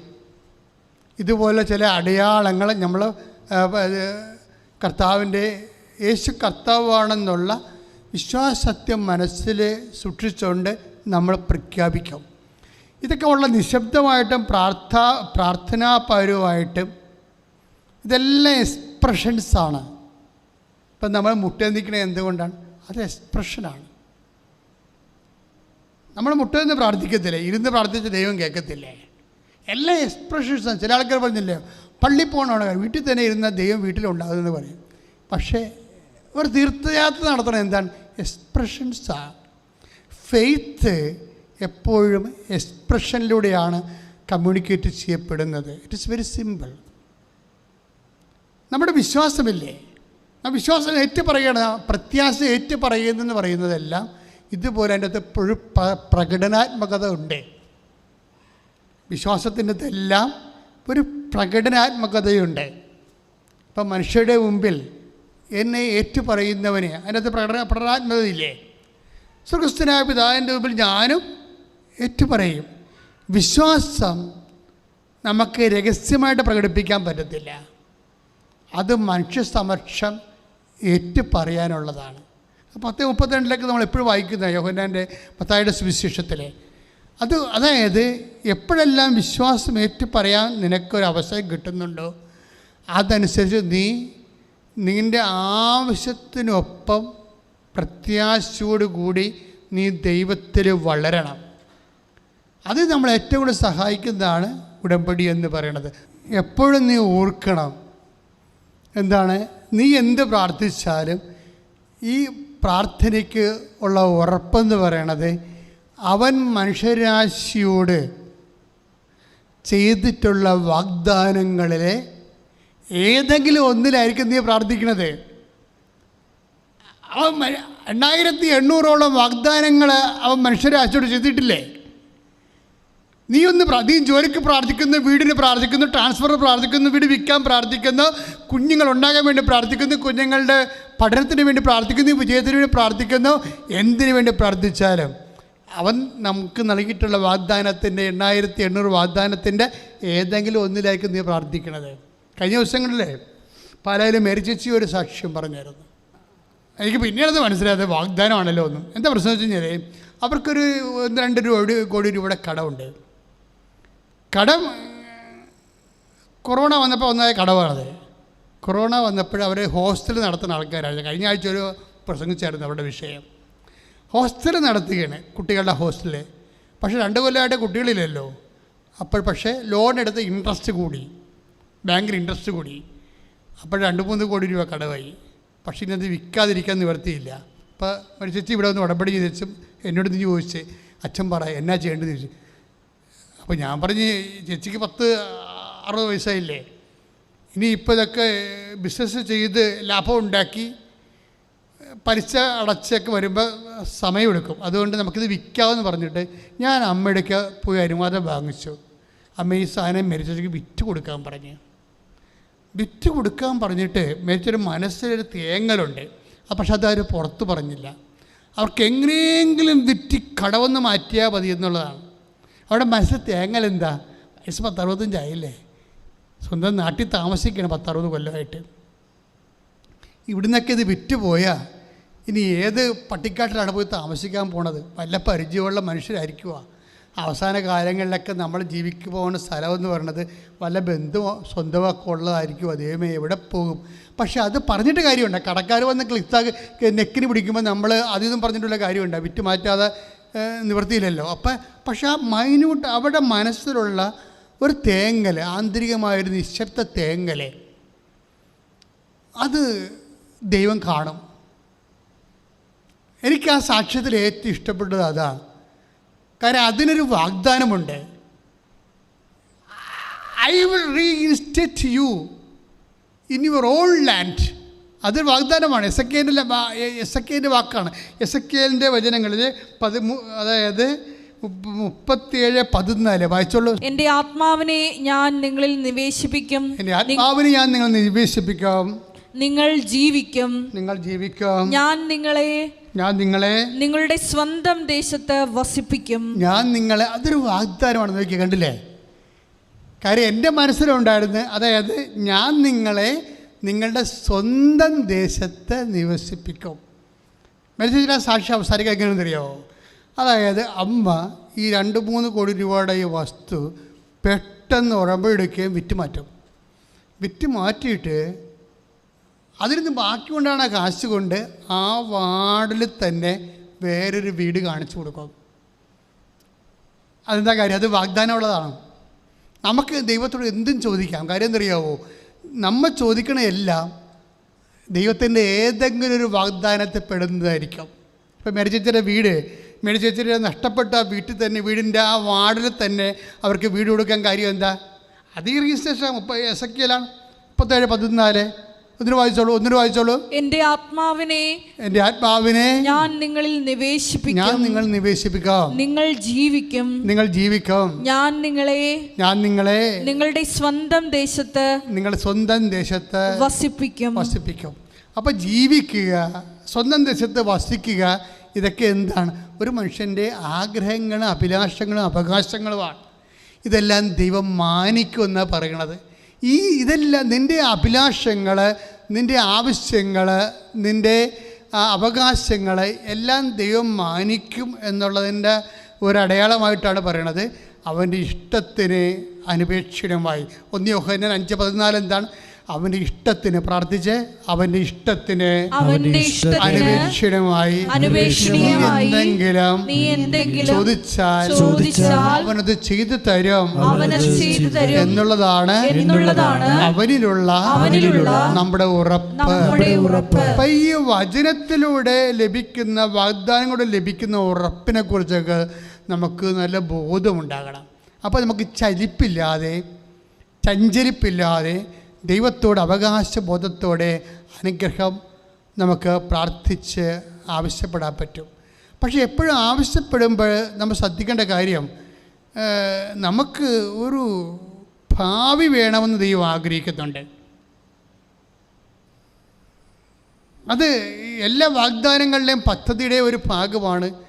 നമുക്ക് ശാശ്വതമായ ഒരു ഭാവി വേണമെന്ന് ഉള്ള ദൈവത്തിൻ്റെ ആഗ്രഹം. കാര്യം വാഗ്ദാനങ്ങളെല്ലാം പദ്ധതിയാണ്. ഇപ്പം ജെറമിയ 29:11 പദ്ധതിയെക്കുറിച്ച് പറയണതാണ്. കർത്താവ് അരുളി ചെയ്യുന്നു, നിങ്ങളെക്കുറിച്ചുള്ള പദ്ധതി എൻ്റെ മനസ്സിലുണ്ട്. നിങ്ങളുടെ നാശത്തിനല്ല, ക്ഷേമത്തിനുള്ള പദ്ധതി. നിങ്ങൾക്ക് ശുഭമായ ഭാവിയും പ്രത്യാശയും നൽകുന്ന പദ്ധതി. ഇവിടെയാണ് ഈ വചനം നമുക്ക് എപ്പോഴും കേൾക്കുന്നതാണ്. നമ്മൾ ജെറമിയ 29:11 എന്താണ്?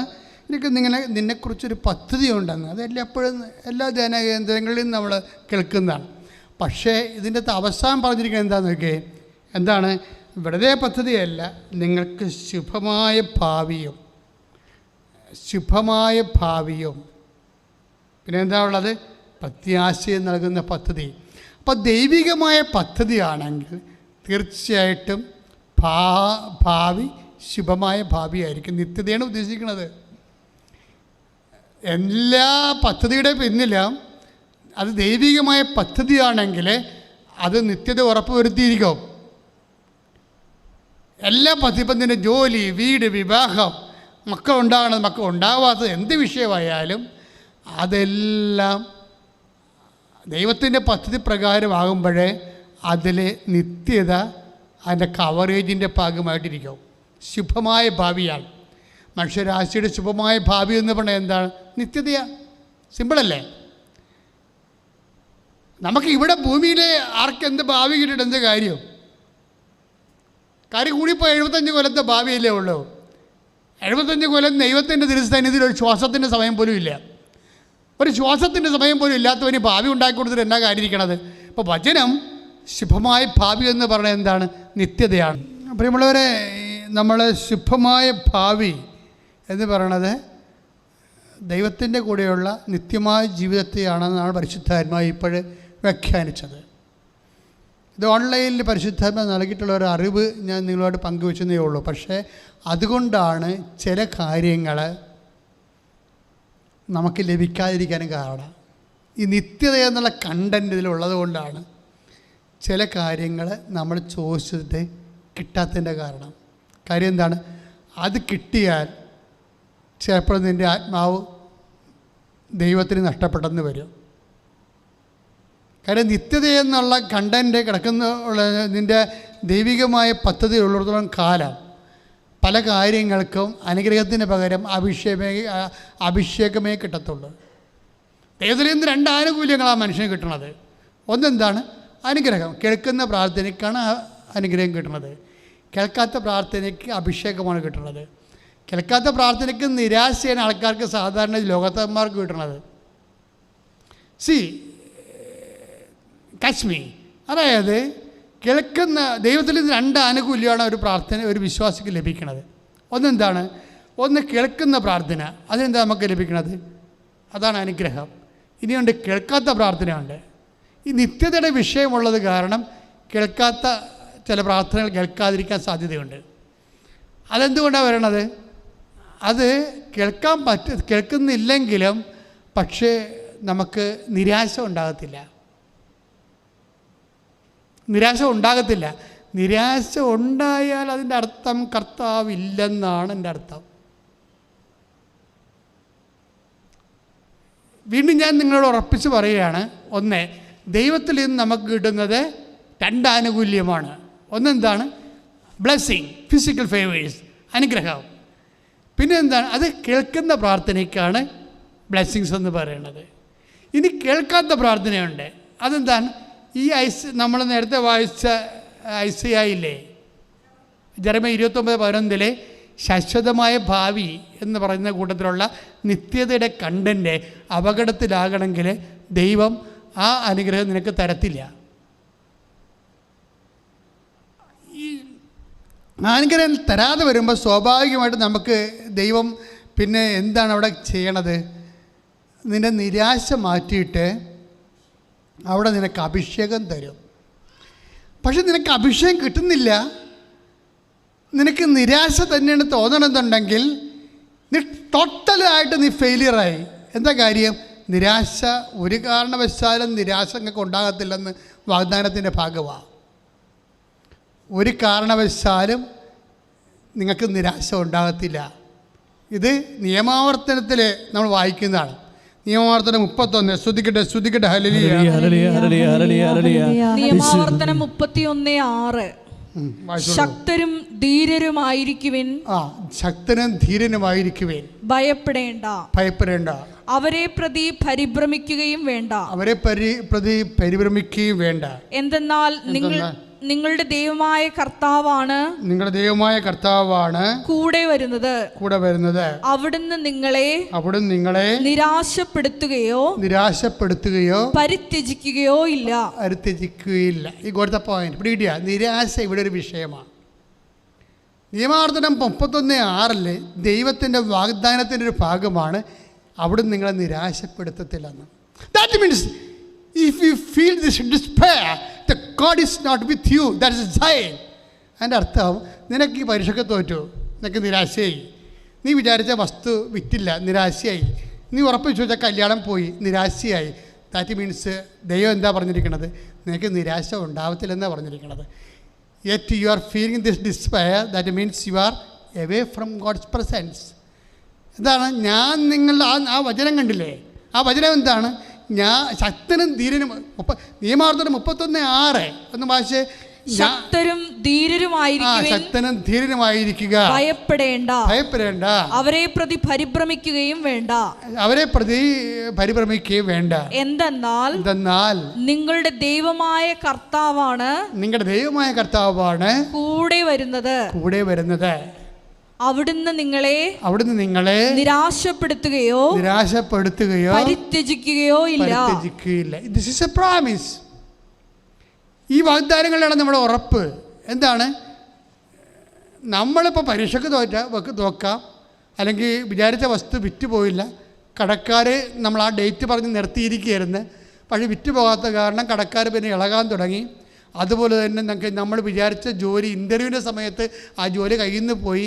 അപ്പോൾ സ്വാഭാവികമായിട്ടും നിങ്ങൾ ജോലിയാണ് ദൈവമെന്നും പറഞ്ഞിരുന്നെങ്കിൽ നിങ്ങൾക്ക് നിരാശ ഉണ്ടാകും. പക്ഷെ ജോലിയല്ല, എൻ്റെ ദൈവമാണ് വലുതെങ്കിൽ സ്വാഭാവികമായിട്ടും നിരാശ ഉണ്ടാകത്തില്ല. എന്താ കാര്യം? ദൈവത്തിൻ്റെ സാന്നിധ്യം നീ ഫീൽ ചെയ്യുമ്പോൾ നിനക്കറിയാൻ പറ്റും, ഇതല്ലെങ്കിൽ വേറെ മാർഗം എൻ്റെ ദൈവം എനിക്ക് കാണിച്ചു തരും. അങ്ങനെ ദൈവത്തിൻ്റെ പ്രസൻസിനെക്കുറിച്ച് ഫീൽ ചെയ്യാത്ത ആൾക്കാർക്കാണ് നിരാശ ഉണ്ടാകണത്. നീ 70 കൊല്ലം ക്രിസ്ത്യാനിയായിട്ട് ഇപ്പോഴും നിരാശ ഉണ്ടെങ്കിൽ ഞാൻ പറഞ്ഞത് നീ വേറെ വല്ല പണിക്കുമ്പോഴൊന്ന് ഞാൻ പറയത്തുള്ളൂ. You are A useless chop. എന്താ കാര്യം? ഇതൊരു ആന്തരിക അഭിഷേകത്തിൻ്റെ വിഷയമാണ്. ഈ പ്രസൻസ് ആൻഡ് അനോയിൻറ്റിങ് സെയിം സബ്ജക്റ്റാണ്. ഇപ്പോൾ ദൈവം നമ്മുടെ കൂടെ വരും എന്നുള്ളത് എന്താണ്? ഞാനൊരു കാരണവശാലും നിങ്ങളെ തള്ളിക്കളയത്തില്ല. At any cost will not abandon you. ഇത് ആദ്യം മുതലേ പറഞ്ഞിട്ടുള്ളതല്ലേ? ഉൽപ്പത്തി 9:11. ഉൽപ്പത്തി പുസ്തകം 9-ാം അധ്യായം 11-ാമത്തെ വാക്യം എന്താണ് പറഞ്ഞിരിക്കുന്നത്? അതൊരു വാഗ്ദാനമാണ്. പറഞ്ഞെന്താണ്? വായിച്ചോളൂ. നിങ്ങളുമായുള്ള എൻ്റെ ഉടമ്പടി ഞാൻ ഉറപ്പിക്കുന്നു. ഇനി ഒരിക്കലും വെള്ളപ്പൊക്കം കൊണ്ട് ജീവജാലങ്ങളെല്ലാം നശിക്കാൻ ഇടവരികയില്ല. കണ്ടില്ലേ? അപ്പോഴേ നമ്മളിനി എന്തെല്ലാം നമ്മുടെ കയ്യിൽ എന്തെങ്കിലും ദൈവത്തിൽ നിന്നൊക്കെ അകന്നു പോയാലും, പാപകരമായ ജീവിതത്തിൽ അകപ്പെട്ടു പോയാലും ദൈവം നശിപ്പിക്കത്തില്ല എന്ന് പറഞ്ഞൊരു വാഗ്ദാനമാണത്. ദൈവം നമ്മളെ ഫിസിക്കലായിട്ട് നശിപ്പിക്കത്തില്ല എന്നൊരു വാഗ്ദാനമുണ്ടത്. ഈ വാഗ്ദാനത്തിന് ചുവട് പിടിച്ചാണ് നിയമാവർത്തനമൊക്കെ എഴുതിയിരിക്കണത്. ഇപ്പം നിയമാവർത്തനം നമ്മൾ വായിച്ചു 31:6. ശക്തരും ധീരരുമായിരിക്കുവേൻ. ഭയപ്പെടേണ്ട. അവരെ പ്രതി പരിഭ്രമിക്കുകയും വേണ്ട. എന്തെന്നാൽ നിങ്ങളുടെ ദൈവമായ കർത്താവാണ് കൂടെ വരുന്നത്. അവിടുന്ന് നിങ്ങളെ നിരാശപ്പെടുത്തുകയോ പരിത്യജിക്കുകയോ ഇല്ല. അതായത് ദൈവമായ കർത്താവാണ് കൂടെ വരുന്നത്. വാഗ്ദാനത്തിൻ്റെ ഭാഗമാണത്. ഈ ഉടമ്പടിയിൽ ഒത്തിരിയേറെ മനുഷ്യരെ ദൈവത്തിൻ്റെ സാന്നിധ്യം അനുഭവിക്കുന്നവരെ ആണ് നിരാശയില്ലാതെ. ഇതാണ് ഞാൻ പറഞ്ഞത്. ദൈവത്തിൽ നമുക്ക് 2 ആനുകൂല്യം ലഭിക്കുന്നു. ഒന്ന് ഫിസിക്കൽ ഫേവേഴ്സ്, ഭൗതിക അനുഗ്രഹങ്ങളെന്ന് പറയുന്നു. രണ്ടാമത്തത് എന്താണ്? The presence of God. അത് വാഗ്ദാനത്തിൻ്റെ ഭാഗമാണ്. അതിൻ്റെ ദൈവത്തിൻ്റെ പ്രസൻസ്. ഈ ദൈവത്തിൻ്റെ പ്രസൻസ് എന്തുകൊണ്ടാണ് നമ്മൾ നിയമാവർത്തനം 31:6 നിങ്ങൾ നിരാശപ്പെടുകയില്ലെന്ന് പറയാൻ കാരണം വെച്ച് കഴിഞ്ഞാൽ ആ നിരാശയുടെ സ്പേസിൽ പ്രസൻസ് ഓഫ് ഗോഡ് ആ വ്യക്തി ഫീൽ ചെയ്യുന്നത് കൊണ്ടാണ്. ദൈവത്തെ അയാൾ ഫീൽ ചെയ്യുകയാണ്. അതാണ് അയാൾ നിരാശ തോന്നാത്തത്. നമുക്ക് ദൈവത്തെ ഫീൽ ചെയ്യുന്നില്ല എന്നുണ്ടെങ്കിൽ ഓട്ടോമാറ്റിക്കായിട്ട് വെളിച്ചമില്ലെങ്കിൽ ഇരുട്ട് ഇപ്സോ ഫാക്ടോ അല്ലേ, വെളിച്ചമില്ലെങ്കിൽ ഇരുട്ട് ഇപ്സോ ഫാക്ടോ, ഇരുട്ട് തീർച്ചയായിട്ടും ഉണ്ടാവും. അതിൻ്റെ അർത്ഥം എന്ന് വെച്ച് കഴിഞ്ഞാൽ എപ്പോഴും ഉടമ്പടി എടുക്കുന്നവർ ദൈവത്തിനെയാണ് അൾട്ടിമേറ്റ് ആവശ്യമായിട്ട് കരുതേണ്ടത്. മനസ്സിലായില്ലേ? ഭൗതിക ആനുകൂല്യങ്ങളൊക്കെ ഉണ്ട്. എൻ്റെ ഏറ്റവും അൾട്ടിമേറ്റ് ആവശ്യം എന്താണ്? അതുകൊണ്ടാണ് 1 യോഹന്നാൻ 5:44 അവൻ്റെ തിരുഹിതമനുസരിച്ചാണ് നമ്മൾ എന്തെങ്കിലും ചോദിച്ചാൽ നമ്മൾക്കത് ലഭിക്കുമെന്നുള്ളതാണ് അവൻ്റെ ഏറ്റവും വലിയ ഉറപ്പെന്ന് പറയുന്നത്. അവൻ്റെ അൾട്ടിമേറ്റ് അവൻ്റെ മനസ്സിലിരിപ്പ് എന്താണ്? അവൻ്റെ സാന്നിധ്യം നമ്മൾ അനുഭവിക്കണം എന്നുള്ളതാണ്. The presence of God. ശക്തനും ധീരനുമായിരിക്കാൻ വേണ്ടി പറയുമ്പോഴും തീർച്ചയായും എന്താണ്? ഞാൻ നിങ്ങളുടെ കൂടെ വരുമെന്നുള്ളതാണ്. ഒരു വ്യക്തി ഉടമ്പടി എടുക്കുമ്പോൾ അവന് അനുഗ്രഹം ലഭിക്കാം, ഫിസിക്കൽ ഫേവേഴ്സ്. രണ്ടാമത്തത് എന്താണ്? അത് കേൾക്കുന്ന പ്രാർത്ഥനയാണ്. കേൾക്കാത്ത പ്രാർത്ഥനയിൽ അവൻ ചോദിച്ച കാര്യം കിട്ടത്തില്ല, പക്ഷേ വേറെ എന്ത് കിട്ടും? ദൈവത്തെ കിട്ടും. ദൈവത്തെ കിട്ടുന്നില്ലെങ്കിൽ അവന് സ്വാഭാവിക നിരാശ ഉണ്ടാകും. നിരാശ ഉണ്ടാകുമെങ്കിൽ അതിൻ്റെ അർത്ഥം അവൻ ദൈവത്തെ കിട്ടിയിട്ടില്ലെന്ന അർത്ഥം. This is covenant. പ്രീഡിയോ കഴിഞ്ഞ ദിവസങ്ങളിൽ ഒരു സാക്ഷ്യവും ഉണ്ടായത്. സാക്ഷി ഇതാണ്, അജയ് തോമസിൻ്റെ സാക്ഷ്യം. ഞാൻ ആദ്യം പറഞ്ഞില്ലേ, അജയ് തോമസിൻ്റെ സാക്ഷ്യം എന്തുകൊണ്ടാണ് വേറിട്ട ഒരു വ്യത്യസ്തമായ സാക്ഷ്യമാണെന്ന് വെച്ച് കഴിഞ്ഞാൽ ഇവൻ അവസാനം പറയുന്ന കുറച്ച് കാര്യങ്ങളാണ്. അതിലൊന്ന്, കുറേ കാര്യങ്ങൾ ആ സാക്ഷ്യത്തിലുണ്ട്. അതിൽ ഒരെണ്ണം എന്ന് പറയണത്, ഈ വ്യക്തി IELTSന് തോറ്റുപോകുകയല്ല, പ്രതീക്ഷിക്കണ മാർക്ക് കിട്ടിയില്ല. ഏതാണ്ട് 6.5 ഏതാണ്ട് കിട്ടി. അല്ലെങ്കിൽ അതുകൊണ്ട് 7-8 ഉദ്ദേശിച്ചത്. 8 ആണ് സ്കോർ ഉദ്ദേശിച്ചത്. 8, 7, 7.5 സ്കോർ ഉദ്ദേശിച്ചത്. പക്ഷേ അയാൾക്ക് കിട്ടിയത് 6.5 ആണ്. പക്ഷേ അതല്ല, അതിൻ്റെ വല്ല റീവാലുവേഷൻ കൊടുക്കാനോ അല്ലെങ്കിൽ മറ്റോ കാര്യത്തിൽ ഒന്നും പുള്ളി റെഡിയല്ല. പക്ഷേ പുള്ളി അതിനെ ആ ഒരു തൻ്റെ റിസൾട്ടിലുണ്ടായിട്ടുള്ള ഈ ഡിപ്രഷൻസ് ഇല്ലേ, ഈ ഡിപ്രഷനെ കൗൺട്രാക്ട് ചെയ്യുന്ന രീതി ഭയങ്കരമാണ്. ഇവിടെ പറയണത് എന്താ വെച്ചാൽ, ഇപ്പോൾ എനിക്ക് 6.5 കിട്ടുന്നത്, ഞാൻ ഇതൊന്നും അല്ല പ്രതീക്ഷിച്ചത്. എനിക്ക് നല്ല സ്കോർ ഞാൻ പ്രതീക്ഷിച്ചതാണ്. പക്ഷേ എനിക്ക് 6.5 കിട്ടിയത്. പക്ഷേ എനിക്കതിൽ വിഷമമില്ലെന്നാണ്. വിഷമമില്ലെന്നല്ല പറയണത്. പുള്ളിക്കാരൻ പറഞ്ഞ വാക്ക് വേറെയുള്ളതാണ്. അതായത് എൻ്റെ ഹൃദയം മാതാവിൻ്റെ ഹൃദയം പോലെ ആയിപ്പോയെന്ന്. ഞാൻ ഈ വർഷത്തെ ഏറ്റവും വലിയ സാക്ഷ്യമാണത്. കാര്യം എല്ലാവരും ജോലി കിട്ടി, വീട് കിട്ടി, വിവാഹം കഴിച്ചു. കഴിഞ്ഞ ദിവസങ്ങളൊരു ഇന്നലെ ഒരു സാക്ഷ്യം ഉണ്ടായി. 10 കൊല്ലമായിട്ട് മക്കളില്ല കൂട്ടുകാരത്തിക്ക്. അവർ തമിഴിയൻസാണ്. പക്ഷേ ഈ വ്യക്തി ഉടമ്പടി എടുത്തപ്പോഴേ ആ കൂട്ടുകാരത്തിന് വയറെ കൊണ്ടുപോയി ഉടമ്പടി തൈലം വിശ്വാസ പ്രമാണം പറഞ്ഞു കൊടുത്തിട്ട് നിങ്ങളത് ചെല്ലിയിട്ട് വേണം നിങ്ങളുടെ വയറ്റിൽ തേക്കാനെന്ന് പറഞ്ഞ്. അങ്ങനെ വയറ്റിൽ തേച്ച് 1 മാസത്തിനുള്ളിൽ അവർ പ്രഗ്നൻ്റായി. ആ ഒറ്റ പ്രസവത്തിൽ 3 കുഞ്ഞുങ്ങൾ ഗർഭം ധരിച്ച്.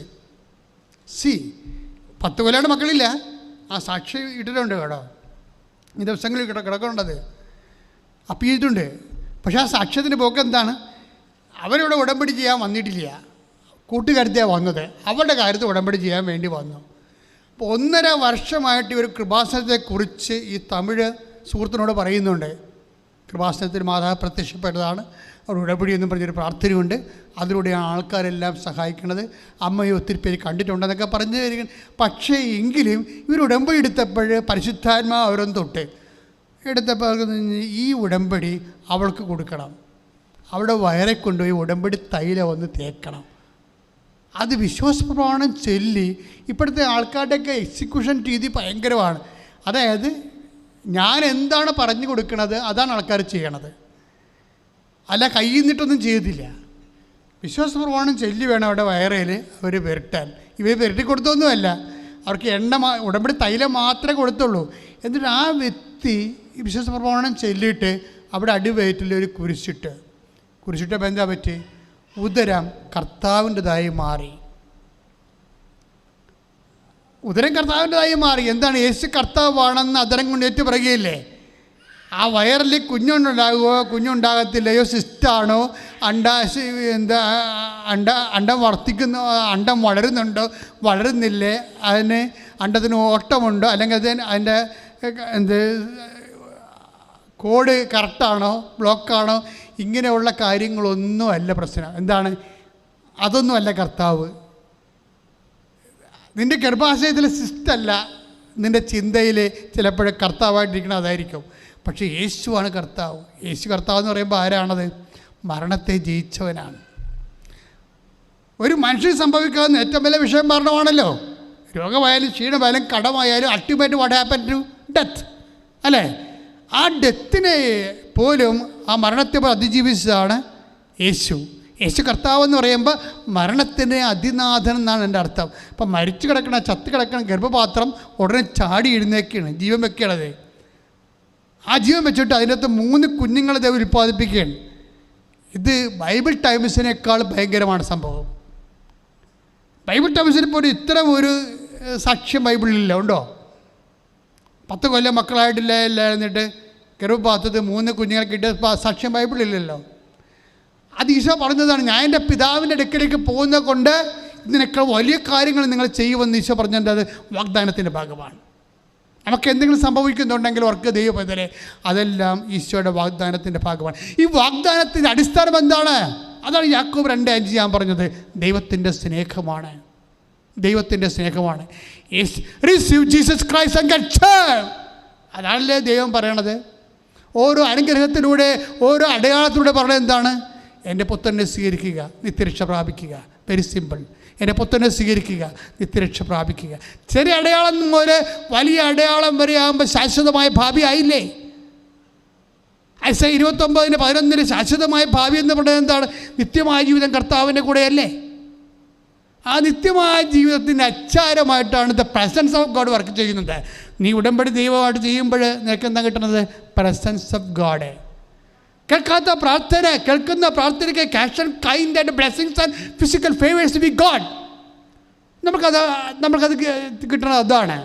പക്ഷേ കേൾക്കാത്ത പ്രാർത്ഥനയ്ക്ക് എന്താണ്? നിനക്ക് നിരാശ തോന്നണില്ലെങ്കിലേ, അതാണ് അജയ് പറയണത്. എന്താ അജയ് പറയണത്? എനിക്ക് മാർക്ക് കുറഞ്ഞു പോയി, പക്ഷേ എനിക്കത് ഫീൽ ചെയ്തില്ല. അതാണ് സംഭവം. കാര്യം means he got anointing, he's anointed. കാര്യം എന്താണ്? അവൻ പ്രതീക്ഷിച്ച 8 മാർക്ക് സ്കോറ് ആ ബാൻഡ് കിട്ടിയില്ല. കിട്ടിയത് 6.5 പക്ഷേ അയാൾക്ക് 9 മാർക്ക് കിട്ടിയതിൻ്റെ ഫീലിങ്ങിലാണ് പുള്ളിക്ക് അഭിഷേകം കിട്ടിയിരിക്കുന്നത്. ഇതെന്താ കാര്യം? ഇത് പ്രസൻസ് ഓഫ് ഗോഡാണ്. പ്രസൻസ് ഓഫ് ഗോഡ് എന്ന് വെച്ചാൽ സാന്നിധ്യം. നമുക്കൊരു ഈടറിവ് സംഭവിക്കുകയും നമുക്കത് ഫീൽ ചെയ്യാതിരിക്കുകയും ചെയ്യുമ്പോൾ ഓർക്കുക, the God is with you. കർത്താവ് നിൻ്റെ കൂടെയാണെന്ന്. എന്താ കാര്യം എന്നറിയാവോ? നീ അഗ്നിയിലൂടെ നടക്കും, അഗ്നി നിന്നെ വിഴുങ്ങത്തില്ലെന്നൊരു വചനമില്ലേ? ഐസിയ വചനം. അതിന് കാരണം എന്താ? എപ്പോഴും നമ്മൾ ധ്യാനകേന്ദ്രങ്ങളിലൂടെയൊക്കെ കേൾക്കുന്നതാണ്. നീ സമുദ്രത്തിലൂടെ പോകും, സമുദ്രം നിന്നെ വിഴുങ്ങത്തില്ല. അഗ്നിയിലൂടെ നീ കടക്കും, അഗ്നി നിന്നെ വിഴുങ്ങത്തില്ല. What's the reason? അതിൻ്റെ കാരണം എന്താണെന്ന് പറയുമോ? കാരണം അവിടെ ബൈബിൾ എഴുതിയിട്ടുണ്ട്, അത് പറയത്തില്ല. അതെന്താ കാരണം? I will come with you, that is the reason, my presence. Isaiah 43:2 വായിച്ചോളൂ. സമുദ്രത്തിലൂടെ കടന്നു പോകുമ്പോൾ ഞാൻ നിന്നോട് കൂടെ ഉണ്ടായിരിക്കും. നദികൾ കടക്കുമ്പോൾ അത് നിന്നെ മുക്കിക്കളയുകയില്ല. അഗ്നിയിലൂടെ നടന്നാലും നിനക്ക് പൊള്ളലേൽക്കുകയില്ല. ജ്വാല നിന്നെ ദഹിപ്പിക്കുകയില്ല. കാരണം എന്താ? അതിൻ്റെ കാരണം എന്താണ്? അഗ്നിയിലൂടെ നടക്കുന്നു, അഗ്നിനെ വിഴുങ്ങുന്നില്ല. നീ സമുദ്രത്തിലൂടെ പോകുന്നു, സമുദ്രം നിന്നെ വിഴുങ്ങുന്നില്ല. What's reason? I am with you. ഞാൻ നിന്റെ കൂടെയുണ്ട്. വായിച്ചോ, വന്നിട്ട് വായിച്ചോളൂ.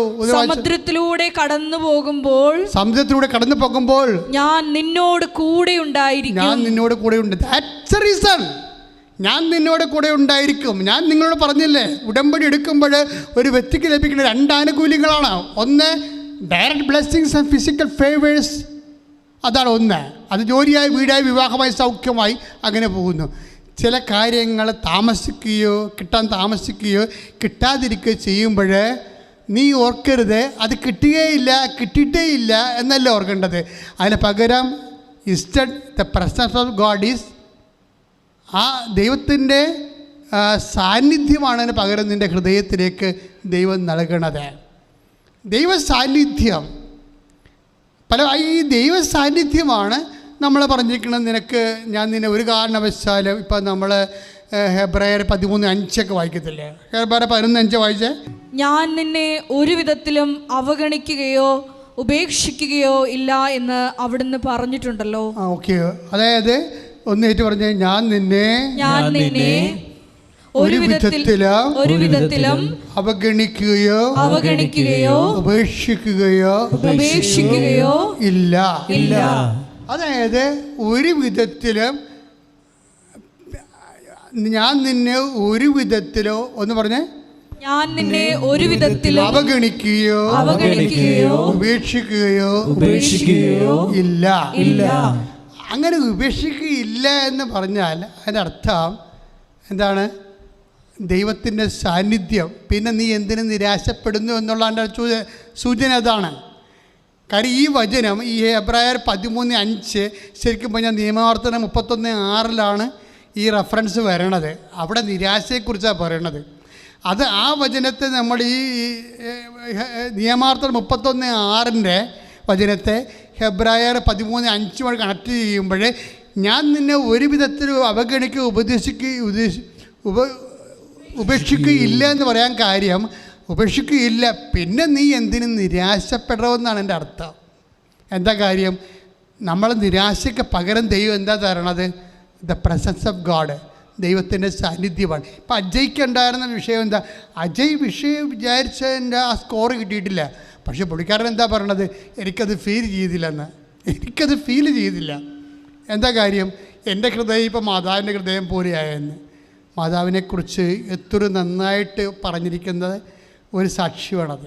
എൻ്റെ ഹൃദയം മാതാവിൻ്റെ ഹൃദയം പോലെയായി. ഉടമ്പടി, എന്നിട്ട് അജയ് പറയുന്ന കാര്യം, ഉടമ്പടി എടുക്കുന്നതോടെ എല്ലാവരുടെയും ഹൃദയം മാതാവിൻ്റെ ഹൃദയം പോലെയാകും.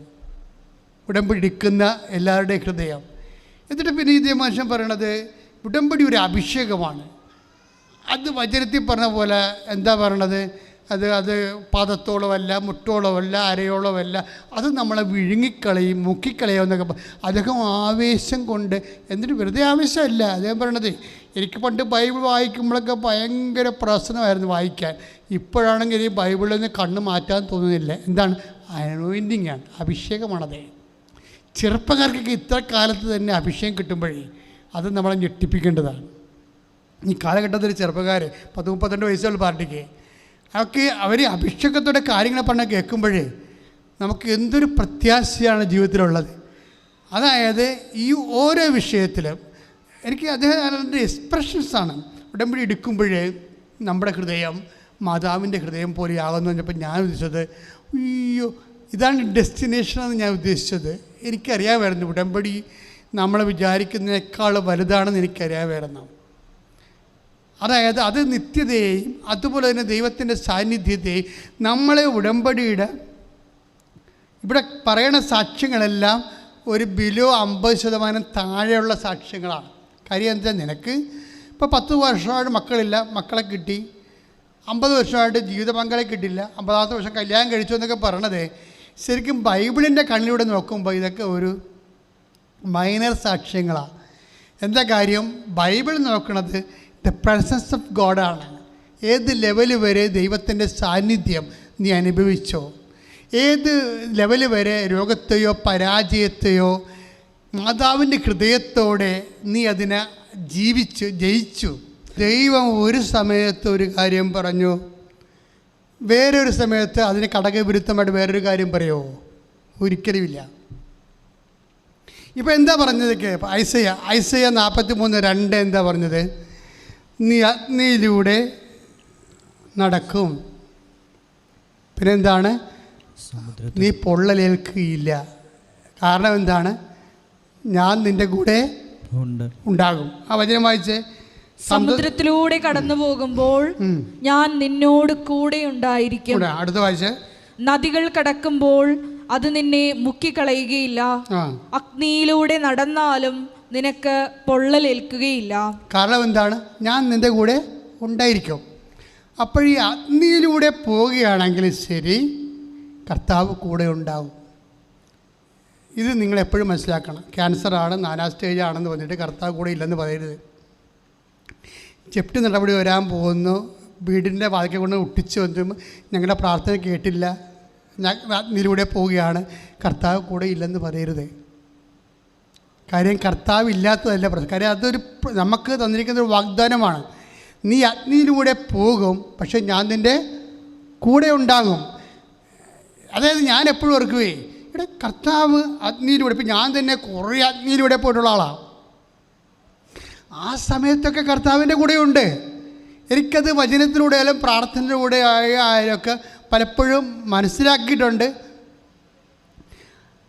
ആ സമയം കഴിയുമ്പോൾ കർത്താവിന് അതിനെ തരണം ചെയ്യാൻ വേണ്ടി കർത്താവ് നമുക്ക് ശക്തി തന്നിട്ടുണ്ട്. 1 രാജാക്കന്മാർ 19. അതായത് അഗ്നി ഉണ്ടായിരുന്ന സമയം അഗ്നിയിൽ കർത്താവ് ഇല്ലാഞ്ഞെന്ന് പറഞ്ഞൊരു വചനമുണ്ട്. ഇത് തമ്മിൽ യോജിക്കണില്ല. 1 രാജാക്കന്മാർ 19:12. അത് വായിച്ചേ. എന്താ വായിച്ച? ഭൂകമ്പത്തിന് ശേഷം അഗ്നി ഉണ്ടായി. ഭൂകമ്പത്തിന് ശേഷം അഗ്നി ഉണ്ടായി. അഗ്നിയിലും കർത്താവില്ലായിരുന്നു. അഗ്നിയിലും കർത്താവില്ലായിരുന്നു. എന്താ പ്രോബ്ലം വെച്ച് കഴിഞ്ഞാലേ, അഗ്നിയിൽ കർത്താവില്ലെന്ന് പറയേണ്ട കാര്യമില്ലല്ലോ. അഗ്നിയിൽ കർത്താവ് ഉണ്ടെന്നല്ലോ. അഗ്നിയിൽ കർത്താവുണ്ട്. ഈ മനുഷ്യന് ആ സമയത്ത് ഫീൽ ചെയ്യുന്നില്ല. അതാണ് പ്രശ്നം. ഇത് കാര്യം അഗ്നിയിൽ കർത്താവില്ലെന്ന് പറഞ്ഞുകൊണ്ട് ധ്യാന കേന്ദ്രങ്ങളെല്ലാം നിൻ്റെ ചില സമയത്തുള്ള സകല സമയത്ത് കർത്താവ് കൂടെ ഉണ്ടാകത്തില്ലെന്നൊക്കെ പറഞ്ഞു പഠിപ്പിച്ചിട്ടുണ്ട്. This is wrong. ഇവിടെ എന്താ പ്രോബ്ലം വെച്ച് കഴിഞ്ഞാൽ, അഗ്നി നമുക്ക് തന്നിരിക്കുന്ന പ്രോമിസാണത്. ഇത് പ്രോമിസും നടക്കണ കാര്യം നമ്മുടെ പ്രോമിസാണ് വിലയിരുത്തേണ്ടത്. പ്രോമിസ് എന്താണ്? ഐസയ 43:2 പ്രോമിസ്. എന്താണ്? വാഗ്ദാനം. എന്താണ്? നീ അഗ്നിയിലൂടെ നടക്കും, പിന്നെ എന്താണ്? അഗ്നി നിന്നെ വിഴുങ്ങത്തില്ല. അത് പ്രോമിസ്. ആ പ്രോമിസ് ദൈവം ഒരിക്കലും ബാൻ ചെയ്യത്തില്ല. പിന്നെ ഏലിയാക്ക് എന്താ സംഭവിച്ചത്? ആ മനുഷ്യൻ അത് ഫീൽ ചെയ്തില്ല. അതാണ് പ്രശ്നം. ഇപ്പം നമ്മൾ 1 രാജാക്കന്മാർ 19:12 അഗ്നി, ഭൂകമ്പത്തിന് ശേഷം അഗ്നി ഉണ്ടായി. അഗ്നിയിൽ കർത്താവില്ല. That is nonsense. അഗ്നിയിൽ കർത്താവില്ല. അഗ്നിയിലെ കർത്താവ് ഉണ്ടാകത്തുള്ളൂ. നമ്മളതറിയണമെങ്കിലേ നമ്മളുടെ ദാനിയേലിൻ്റെ പുസ്തകം 3:25 ദാനിയേൽ 3:25 എന്താ പറയണത്? അതായത് അബ്നഗോ, ഷദ്രാക്ക്, മെസ്സാക്ക്, ഈ നബൂഖദ്നേസർ, ഈ ആൾക്കാരെ എല്ലാം കൊണ്ടുവന്നിട്ട് ഫർണസിനിടത്തില്ലേ? ഈ അബ്നഗോയെയും അതുപോലെ തന്നെ മെഷാക്കിനെയും ഷദ്രാക്കിനെയും ഒക്കെ കൊണ്ടുവന്ന് തീ കൂട്ടി ഫർണസിലിടും, വെന്ത് കരിച്ചു കളയാൻ വേണ്ടി. എന്നിട്ട് ആ സമയത്ത് ഇവർ കരിഞ്ഞ് ചാകണതും അലറി നിലവിളിക്കണം കാണാൻ വേണ്ടി നെബൂഖദ്നേസർ വരും. അപ്പം നെബൂഖദ്നേസർ സേനാനായകനോട് എന്താ ചോദിക്കണത്? സേനാനായകനോട് ചോദിക്കണം, നമ്മൾ 3 പേരെ അല്ലേ അഗ്നിയിലോട്ട് എറിഞ്ഞത്? അവിടെ 4 പേരെ കാണുന്നുണ്ടല്ലോ, അയാൾ ദൈവപുത്രനെ പോലെ ഇരിക്കുന്നല്ലോ. വായിച്ചത് ദാനിയേൽ 3:25. എന്നാൽ അഗ്നിയുടെ നടുവിൽ ബന്ധനം കൂടാതെ 4 പേർ നടക്കുന്നത് ഞാൻ കാണുന്നു. എന്നാൽ അഗ്നിയുടെ നടുവിൽ ബന്ധനം കൂടാതെ 4 പേർ നടക്കുന്നത് ഞാൻ കാണുന്നു. അവർക്ക് ഒരു ഉപദ്രവവും ഏറ്റിട്ടില്ല.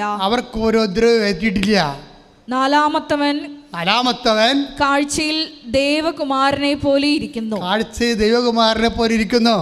അതായത് നീ വിശ്വാസിയാണോ, ഏത് അഗ്നി ആയാലും നിൻ്റെ കൂടെ കർത്താവ് ഉണ്ടായിരിക്കും. അതെന്താണ്? അത് ഐസയ 43:2 വാഗ്ദാനമാണ്, പ്രോമിസാണ്. നീ അഗ്നിയിലൂടെ നടക്കും, അഗ്നി നിന്നെ വിഴുങ്ങത്തില്ലെന്ന് പറയും. അപ്പോൾ പിന്നെ എന്താ ഏലിയാക്ക് എന്നാ സംഭവിച്ചത്? ഏലിയ അഗ്നിയിൽ കർത്താവിലെന്ന് പറയാൻ എന്താ? he was not in a position to experience the anointing and the presence of God. Presence of God experience ചെയ്യുക എന്നുള്ളത് ദൈവം അനുവദിച്ചു കൊടുക്കേണ്ട കാര്യമാണ്. അതൊരു പ്രധാനപ്പെട്ട വിഷയമാണ്. ഈ മനുഷ്യൻ ബാലൻ്റെ പ്രവാചകന്മാരൊക്കെ കൊന്ന് യെസബേൽ ആ മനുഷ്യൻ്റെ ജീവന് വേണ്ടി വേട്ടയാടി ഓടിച്ച് പേടി വെച്ച് വന്ന് ഇവിടെ ഹൊറേബിലെ കർമ്മലിൽ നിൽക്കുകയാണ്. ആ സമയത്ത് he's not feeling the presence of God. അതായത് നമ്മൾ ഒരിക്കൽ പ്രസൻസ് ഓഫ് ഗാഡ്, ദൈവത്തിൻ്റെ സാന്നിധ്യം, നമ്മൾ അതിനെക്കുറിച്ച് ആസ്പയർ ചെയ്യണം. അതിനുശേഷം ആ ബഹളം കഴിഞ്ഞപ്പോൾ ഇതൊക്കെ എടുത്ത് കരിസ്മാറ്റിക്കാർക്കെതിരെ ചില നിഗൂഢ കേന്ദ്രങ്ങളിൽ നിന്നൊക്കെ ഉദ്ധരിക്കും. എന്താ പറയണത്? ഭൂകമ്പത്തിൽ കർത്താവില്ലായിരുന്നു, പിന്നെ എവിടെയാണ് ഭൂകമ്പത്തിന് ശേഷം അഗ്നി വന്ന് അഗ്നി കർത്താവില്ല, ബഹളത്തിലൊന്നും കർത്താവില്ല. അതിനുശേഷം മൃദുസ്വരം വന്നു, അവിടെ കർത്താവ് വന്നു. യോഗ എടുക്കുമ്പോൾ കർത്താവ് എന്നായി പറയണേ. എന്ത് പിശാച് എന്ത് സുന്ദരമായിട്ട് രീതിയിൽ സഭയുടെ ഈ പഠനങ്ങളുള്ള ആൾക്കാരെ പോലും വഴിതിരിക്കുന്നുണ്ട്. ഇതൊന്നുമല്ല അവിടുത്തെ വിഷയം. കരിസ്മാറ്റിക്കാർക്കിടെ പാര വെക്കാൻ വേണ്ടി കർത്താവിൻ്റെ വചനം ഉപയോഗിക്കരുത്. കാര്യം അതൊക്കെ ജീവിത അനുഭവങ്ങൾ അവിടെ പറയണത്. ആ ജീവിതത്തിൻ്റെ ഏത് അനുഭവമായാലും അത് തീയെപ്പോലെ പൊള്ളുന്നതായാലും വെള്ളത്തുപോലെ മുക്കുന്നതായാലും നിൻ്റെ ദൈവത്തിൻ്റെ സാന്നിധ്യം ഉണ്ടാവും. പിന്നെ ചില സമയത്ത് ആ സാന്നിധ്യം അനുഭവിക്കാൻ നിനക്ക് അയാൾ ഇപ്പം അതിന് ശേഷം അയാളുടെ ആദ്യത്തെ പരവേശവും ബഹളവും വെകിളിയും കിതപ്പലും ആ മനുഷ്യൻ എന്താ പറയണ ദൈവത്തോട്? ഞാൻ മാത്രമേ അവശേഷിച്ചിട്ടുള്ളെന്ന്. ഞാൻ മാത്രമേ അവശേഷിച്ചിട്ടുള്ളൂ, ബാക്കി എല്ലാവരും ചത്തുപോയി, ഞാൻ മാത്രമേ അവശേഷിച്ചിട്ടുള്ളൂ. അപ്പം അദ്ദേഹത്തിൻ്റെ അത്ര ഒരു ജീവിതത്തെക്കുറിച്ച്, ജീവിതത്തിൽ സംഭവിച്ച വിഷയങ്ങളെക്കുറിച്ചുള്ള അദ്ദേഹത്തിൻ്റെ ഒരു കാഴ്ചപ്പാടിൻ്റെ അന്ധത കൊണ്ടാണ് ദൈവത്തിൻ്റെ ഫീൽ ചെയ്യാത്തത്. അതിനുശേഷം അവിടെ ശാന്തമായപ്പോൾ ദൈവത്തിൻ്റെ സാന്നിധ്യം ഫീൽ ചെയ്തു. അത് കറക്റ്റായിട്ട കാര്യമാണത്. ഏരിയക്ക് സാന്നിധ്യം ഇല്ലാഞ്ഞിട്ടല്ലല്ലോ, അങ്ങക്ക് ആ സമയത്ത് ഫീൽ ചെയ്യില്ല. ജെസബേൽ അയാളെ കൊല്ലാൻ ഓടിച്ചിടുന്നു, നാളെ സൂര്യൻ അസ്തമിക്കുകയാണെങ്കിൽ നിൻ്റെ പെടലി ഉണ്ടാകത്തില്ലെന്ന് പറഞ്ഞിരിക്കുന്ന സമയത്ത് ആ സംഘർഷത്തിൽ ചെന്ന് പെട്ടിട്ട് ദൈവത്തിൻ്റെ സാന്നിധ്യം ഹീസ് നോട്ട് ഫീലിംഗ്. അതായത് നമ്മൾക്കൊരു വിഷമസന്ധി ആയാലും കടമായാലും ജപ്തി ആയാലും ക്യാൻസർ ആയാലും ആ സമയത്തെല്ലാം കർത്താവിൻ്റെ സാന്നിധ്യം ഫീൽ ചെയ്യാൻ കഴിഞ്ഞാൽ അപ്പോഴാണ് നമ്മുടെ ആധ്യാത്മികതയിൽ നമ്മൾ ഉടമ്പടി അത് ലക്ഷ്യം കൈവരിക്കുന്നത്. ഉടമ്പടി ഒരു ലക്ഷ്യമാണ്, ഒരു വാഗ്ദാനമാണ്. ഇപ്പം ഇപ്പം ഉദാഹരണത്തിന് കർത്താവ് കൂടെ നടന്നിട്ട് ചില അണ്ണന്മാർക്ക് മനസ്സിലായില്ലല്ലോ. എമാവൂസിലെ കർത്താവ് കൂടെ എന്താ പറഞ്ഞിരിക്കുന്നത്? അതായത് 24:16 ലുക്കാൻ്റെ സുവിശേഷം, ലുക്ക 24:16 ശ്രദ്ധിക്കട്ടെ. തിരിച്ചറിയാൻ കഴിയാത്ത വിധം അവരുടെ കണ്ണുകൾ മൂടപ്പെട്ടു. അതാണ് സംഭവം. ലേലിയക്ക് സംഭവിച്ചത് അതാണ്. അതായത് കർത്താവുണ്ട്, പക്ഷെ അങ്ങേരുടെ സംഘർഷവും ജെസിബേലിനുള്ള പേടിയും എല്ലാം കൊണ്ടും പുള്ളിക്കാരന് വിശപ്പും എല്ലാ പ്രശ്നങ്ങളും വന്നിട്ട് he's not in a position to experience the presence of God. കർത്താവിൻ്റെ പ്രസൻസ് ഫീൽ ചെയ്യാൻ അദ്ദേഹത്തിന് ഒരു പൊസിഷനല്ല. പക്ഷേ ഇത് നമുക്ക് ബോധപൂർവ്വം ഇതൊരു ധാരണയുടെ പ്രശ്നമാണ്. ഇങ്ങനെയുള്ള സംഘർഷമായ സമയത്തും കർത്താവ് എൻ്റെ കൂടെ ഉണ്ടാകും എന്നുള്ളത് പ്രോമിസിൻ്റെ ഭാഗമാണ്. പ്രോമിസ്. നീ ജയിലിലാണെങ്കിൽ പോലും ഓർക്കുക കർത്താവ് നിൻ്റെ കൂടെ ഉണ്ടെന്ന്. അഗ്നിയിലൂടെ നടന്നാലും അതെല്ലാം ഐസയ 43:2 പ്രോമിസാണ്, വാഗ്ദാനമാണ്. ദൈവം വാഗ്ദാനങ്ങൾ വിശ്വസ്തനാണ്. അവരെങ്ങനെ വാക്ക് പാലിക്കാതിരിക്കാൻ പറ്റും? പിന്നെ അഗ്നി ഇല്ലെന്ന് പറഞ്ഞാൽ എങ്ങനെയാണ്? അഗ്നിയിലുണ്ടെന്നുള്ള ദൈവത്തിൻ്റെ വാഗ്ദാനമല്ലേ? നിൻ്റെ കടത്തിൽ, നിൻ്റെ രോഗത്തിൽ, നിന്നെ തള്ളിപ്പറച്ചിൽ, നിൻ്റെ കേസിൽ, നിൻ്റെ പരാജയങ്ങളിൽ, എല്ലാ അഗ്നി അനുഭവങ്ങളിലും കർത്താവ് നിൻ്റെ കൂടെ ഉണ്ട്. That's the part of the promise. അത് നമ്മുടെ വാഗ്ദാനത്തിൻ്റെ ഭാഗമാണത്. അപ്പോൾ കർത്താവ് ആ വാക്കിൽ തന്നെ അവസാനം വരെ ഉറച്ചു നിൽക്കും. അവനിൽ അതാണ് നമ്മുടെ വിശ്വസ്തത കാരണമല്ലേ. ഹെബ്രായർ 10:23 നമ്മോട് വാഗ്ദാനം ചെയ്തിരിക്കുന്നവൻ നമ്മോട് വാഗ്ദാനം ചെയ്തിരിക്കുന്നവൻ വിശ്വസ്തനാകയാൽ നമ്മുടെ പ്രത്യാശ ഏറ്റുപറയുന്നതിൽ നാം സ്ഥിരതയുള്ളവരായിരിക്കണം. മനസ്സിലായില്ലേ? അപ്പം നമ്മോട് വാഗ്ദാനം ചെയ്തിരിക്കുന്നവൻ ആരാണെന്നാണ് പറഞ്ഞത്? വിശ്വസ്തനാണ്. അതാണ് സംഭവം. അപ്പം നമ്മോട് വാഗ്ദാനം ചെയ്തിരിക്കുന്നത് എന്താണ്? നീ അഗ്നിയിലൂടെ നടക്കും, ആദ്യം നിന്നെ പൊള്ളിക്കത്തില്ലെന്നാണ് പറഞ്ഞത്. അത് വാഗ്ദാനമാണത്. നമ്മോട് വാഗ്ദാനം ചെയ്തിരിക്കുകയാണ്. ഐസയ്യ 43:2 അവൻ ആരാണെന്നാണ് ഹെബ്രായർ 10:23 പറയണത്? അവൻ വിശ്വസ്തനാണ്. അതുകൊണ്ട് എന്താണ്? അവനിലുള്ള പ്രത്യാശ. വായിച്ചോളൂ. വിശ്വസ്തനാകയാൽ നമ്മുടെ പ്രത്യാശ ഏറ്റുപറയുന്നതിൽ നാം സ്ഥിരതയുള്ളവരായിരിക്കണം. ഈ സമയത്ത്, അതായത് വേദനയുടെ സമയത്ത്, അഗ്നി പൊള്ളുന്ന അനുഭവങ്ങളുള്ള സമയത്ത്, കടങ്ങളുടെ സമയത്ത്, എന്തെങ്കിലും നഷ്ടപ്പെടുന്ന സമയത്തൊക്കെ എന്ത് ചെയ്യണം? പ്രത്യാശ ഏറ്റുപറയുന്നതിൽ നമ്മൾ സ്ഥിരതയുള്ളവരായിരിക്കണം. അല്ലാതെ സന്തോഷ സമയത്ത് പ്രാർത്ഥിക്കുകയും സങ്കടം വരുമ്പോൾ മറികടന്ന് ഉറങ്ങുകയും അല്ലെങ്കിൽ സ്മോൾ അടിക്കുകയും അല്ലെങ്കിൽ പ്രാർത്ഥന നടത്താതിരിക്കുകയും ചെയ്യുന്നില്ല. അതാണ് സ്ഥിരതയുടെ പ്രശ്നമുണ്ട്. ഹെബ്രായർ 10:23 പ്രധാനപ്പെട്ട വചനമാണ്. എന്താ കാര്യം? വാഗ്ദാനം ചെയ്തിട്ടുണ്ട്. എന്താ പറഞ്ഞിരിക്കുന്നത്? ഐസയ്യ 43:2 അഗ്നിയിലൂടെ നടക്കും, അഗ്നി പൊള്ളത്തില്ല. അത് വാഗ്ദാനമാണ്. ആ വാഗ്ദാനം ചെയ്തിരിക്കുന്നവൻ ആരാണെന്നാണ് പറയണത്? നമ്മൾ വാഗ്ദാനം ചെയ്തിരിക്കുന്നവൻ ആരാണെന്നാണ് പറഞ്ഞിരിക്കുന്നത്? ഹെബ്രായർ 10:23 വിശ്വസ്തനാണ്. അതുകൊണ്ട് നമ്മളെന്താണ് ചെയ്യേണ്ടത്? ദൈവം വിശ്വസ്തനാണ്. അഗ്നിയിലൂടെ നടന്നാലും നമ്മൾ പൊള്ളിക്കാത്ത അവൻ്റെ സാന്നിധ്യം നമ്മുടെ കൂടെ ഉണ്ടാകും. അവൻ വിശ്വസ്തനാണ്. Then what we should do? നമ്മളെന്താ ചെയ്യേണ്ടത്? നമ്മൾ ചെയ്യേണ്ടത് അവനുള്ള പ്രത്യാശ നമ്മൾ വായിച്ചോളൂ. ഏറ്റുപറയുന്നതിൽ സ്ഥിരതയുള്ളവരായിരിക്കണം. അപ്പോൾ ഇടയ്ക്ക് അതായത് സ്ഥിരത എന്നുള്ള വാക്കാണ് ഉപയോഗിക്കണത്. പ്രത്യാശ ഏറ്റുപറയണം. സങ്കട സമയത്തായാലും പ്രത്യാശ ഏറ്റുപറയണം. കർത്താവേ, still I am believing, I am hope, I trust in you. അതായത് ഏത് ഇങ്ങനെ പറയുമ്പോൾ, അതായത് നമ്മൾക്കൊരു ഇപ്പം ഞാൻ പറഞ്ഞില്ലേ, ഒരു മരുന്ന് പിടിച്ചില്ല, ഇപ്പോൾ ഓപ്പറേഷൻ തന്നെ നടത്തി കഴിഞ്ഞപ്പോഴും പിന്നീടും ആ ഓപ്പറേഷൻ നടത്തുന്നതിന് മുമ്പുള്ള ഒരു അവസ്ഥയാണ് ഇപ്പോഴും ഉള്ളതെന്ന് പറയുമ്പോൾ അതറിയുമ്പോൾ നമുക്ക് പേടി വരും. അപ്പം നമ്മൾ അഗ്നിയിലൂടെ പോവുകയാണ്.